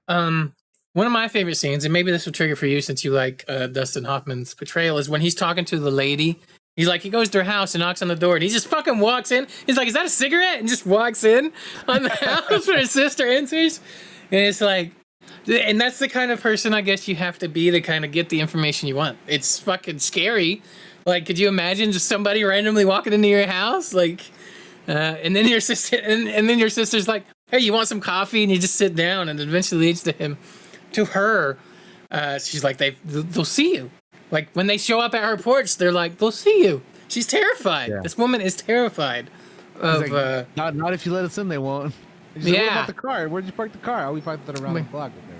Yeah. And the way they kind of some of the trivia is they memorized each other's lines so they could kind of interrupt each other, and that kind of threw people off. But it's like, but that's also a thing in the movie where it's like, we'll go in and I'll say you have this, and then I'll actually try to clarify that. Like, they plan this shit out to go in and get confirmations of things. And that is just crazy to me. How they would confirm info. And it's like, we can't name the source, but we have the information. We can't name the source, but we have the information. If you can't name the source, you can't prove the information. So it's very easy for them to be like, to deny a thing, right? It's a non-denial denial, which was coined, I believe, in kind of in this movie a little bit, which is like, a non-denial and denial is like, here's a bunch of information kind of about this thing, but they never outright deny the thing that they're being accused of. It's kind of like a weird double talk.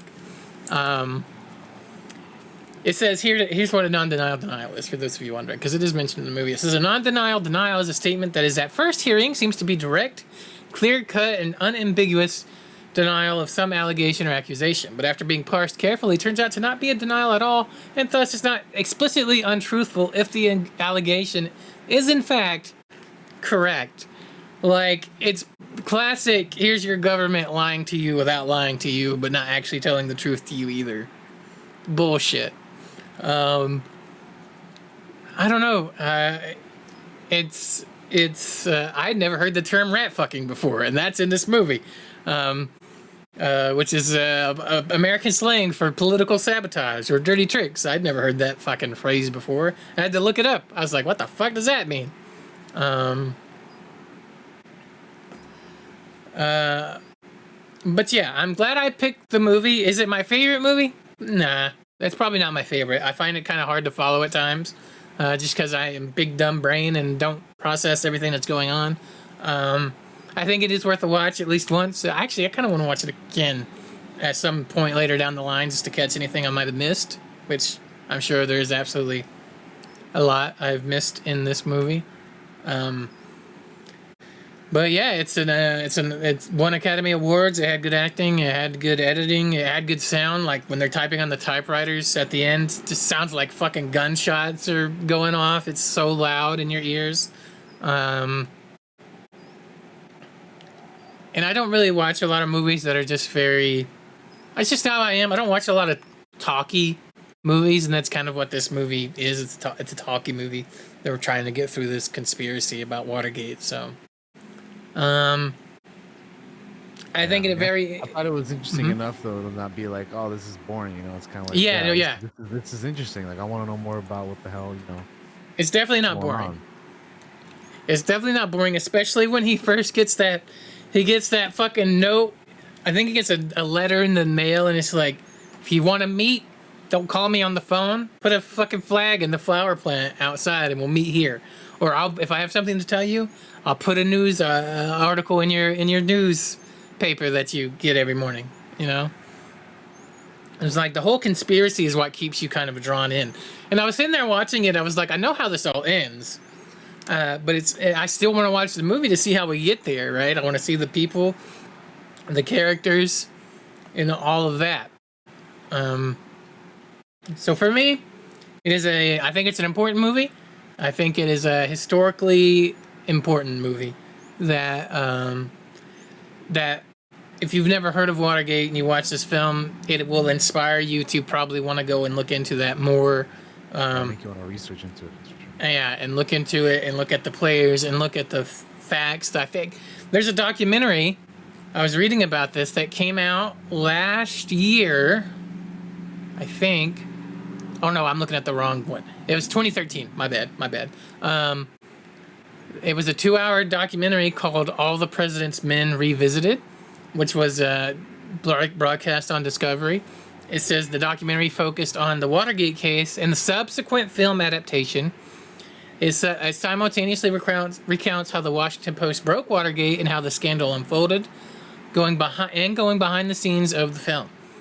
It explores how the Watergate scandal would be covered in the present day, and whether such a scandal could happen again, and who Richard Nixon was as a man. W. Mark Felt, deputy director of the FBI during the early 1970s, revealed his identity as Deep Throat in 2005, and this is also covered in this documentary. So I may go hunt down this documentary, to be honest, and watch it. It'd be kind of cool that it's chopped in there with like a behind the scenes of this film, as well as like a comprehensive breakdown of like Watergate and some of the movers and shakers involved in that. Overall, recommend the movie. Go check it out. Won awards, made money. Has really well written dialogue, especially toward the end. Two thumbs up from this side of the room. How about you, DT? You recommend this to other folks? Yeah, I would say so. It's definitely, like I said, very interesting in the regards of like what the what it contains, like what it was based off of and all that. I think the acting in it is good. I think it does a good job at like keeping you engaged, even though it's like, again, one of those more like talkative kind of movies. There isn't like a whole lot of like, it's more of a uh kind of like a thriller, right? Like um it's also like a drama, but there's mystery to it. Um yeah, and then like you said, it's based off of a book anyway, so it's not like they're just kind of going off of whatever. And then I know I mentioned this already too, but like I think what makes it even more interesting is the fact that it was like made and released like only a few short years after like this whole stuff happened in real life. So I feel like the closer you are to something like that in real life, the more maybe you'll be able to like the more people you'll be able to kind of um like get involved that were like that had to do with it maybe. Mm-hmm. Because sometimes, sometimes if you wait years, like you can get more out of it too. Because it's like, oh, you're so far removed that's like whatever, right? But you also run the risk of like, maybe this person isn't alive anymore, or whatever, some other stuff may have happened You made me think of something. The security guard at the beginning of the movie is actually the security guard that worked at the Watergate and was the person that caught the break-in. Like, oh well, yeah. I mean, I forgot about that till just this moment. He was fired go. from his job, by the way. He was fired from his job at Watergate and did not work again for many, many, many years until like they put him in this movie and then he never worked again. Like any job. Ever. From what I understand. Crazy. Mm-hmm. Imagine being the guy that finds this in real life and like, yo, you want to play yourself in this movie? That is, damn. That's like, actually pretty nuts, dude. And here's the thing, guys. Nixon resigned in 1974. This movie came out in 1976. Obviously, the investigation was going on before that because Nixon's reelected. You see it in the closing scenes of the movie. He's giving the speech at the end, and yeah, and then he resigns in 74. So that's nuts. How quickly they made this film. Yeah, honestly, I'm like very impressed for at the time how quickly they were able to make this all happen. Yeah, that's. Oh yeah, here's what it says on the trivia page. It says Frank Willis, the security guard who discovered the Watergate break-in, was fired without explanation a few days later. He was out of work for 3 years until he played himself one day's work in this film. He never had a full-time job again. He died in 2000 at the age of 52. So he probably worked small-time jobs. That's what the trivia is. But that's still like, I discovered this and then I just get fired for no fucking reason. Makes no sense. Hey, look, more conspiracy shit. You know, like. No. A little bit more trivia says Hal Holbrook was the first and only choice to play the shadowy informant Deep Throat. During pre-production of the casting process, Bob Woodward, while looking at various actors' headshots and resume, but not revealing Deep Throat's identity, being the former deputy director of the FBI, Mark Felt, insisted to the director that Holbrook was the best choice to play Deep Throat. Holbrook, in fact, bears a very strong resemblance to Mark Felt. So yeah, the guy that plays Deep Throat actually looks a lot like the dude that actually was Deep Throat. Also, we're saying Deep Throat a lot on this podcast. You just have to deal with it because that's the code name. That's just the way it is, man. I don't know.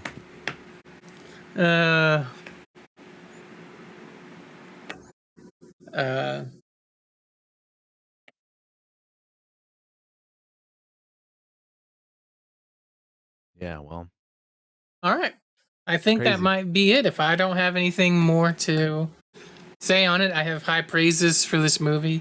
I'm glad I watched it. Never seen check it. it out. I'd be curious to hear people's thoughts on it if they watch it, especially like if you maybe. Well, I mean, regardless of whether you know more about what actually went down or not, like it's just interesting to hear somebody's thoughts on what goes on or what went down in this. It's true. Because it's a pretty solid movie. Like you, I wouldn't say it's like my favorite movie we've seen, but it's a good one. Yeah. So definitely recommend checking it out. And I think that's gonna do it for today's show. If we don't have anything more, DT, I definitely don't. That'll do it. So I'm gonna go ahead and throw it over to DT so he can say his goodbyes, and we will wrap this up. You're up, buddy. All right. Well, thank you. Yes, you for watching, hanging out, listening for this 153rd episode of the Clockwork Cantina. We'll be back next week where we'll be talking about Star Wars The Bad Batch Season 2 because it ends this upcoming week. The 2-episode, two-part finale. Yeah, we're gonna be having a lot of Star Wars coming up because we got that, we got Mando, we got Celebration here all in the next month. So I'm very excited to talk about all that stuff coming up for me.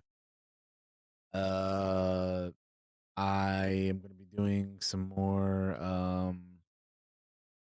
Sons of the Forest tomorrow with some friends, and then also I'm gonna be starting a new game this week, Lego Marvel's Avengers. That'll be fun. So that's what I got coming up. Excited to do some more Blasters and Bandits. And yeah, that'll do it for me. Stay tuned and follow me on all the things you see on the sidebar there. And I will catch you guys next time. Bye-bye. So. Hello, everybody. I want to thank everybody for watching this episode of the Clockwork Cantina, episode 153. Which is still nuts to me when we're like, we've done this much of this show. Coming up for me, I have no plans. I kind of want to stream something. I don't know. Maybe we'll do some WWE 2K GM mode or something on stream. I have not. I think I said that last week and it ended up not happening just because I was getting ready for Blasters and Bandits. Speaking of Blasters and Bandits, I don't have it on the sidebar here, but make sure to go follow twitch.tv/Heroes and Fables. That is the new tabletop RPG channel that I am running. It will be nothing but tabletop content of some descript, probably mostly RPGs, but if we want to play board games on there, I'm not opposed to doing that. I know we have a lot of friends that we have one friend that was on the show here that loves Clue, so maybe we'll play Clue on there if said friend is cool with that. At some point in the future, I'd totally be down to do like some board game nights or something. They're always fun to do on like Tabletop Simulator or whatever. yeah, that's kind of gonna do it, guys. Go follow those things. Check out the YouTube channel, Josh902 on there. TikTok, the Dice Shop's gonna be rolling soon. Warm weather is here at long last. I'll be doing work down there in the Dice Shop, 902 Dice Creations. Check that out on Etsy. And that's gonna do it. We'll see you all next time. Take it easy, and you know, hug your loved ones, hug yourselves, and take care of yourselves. We'll see you next week. Bye-bye.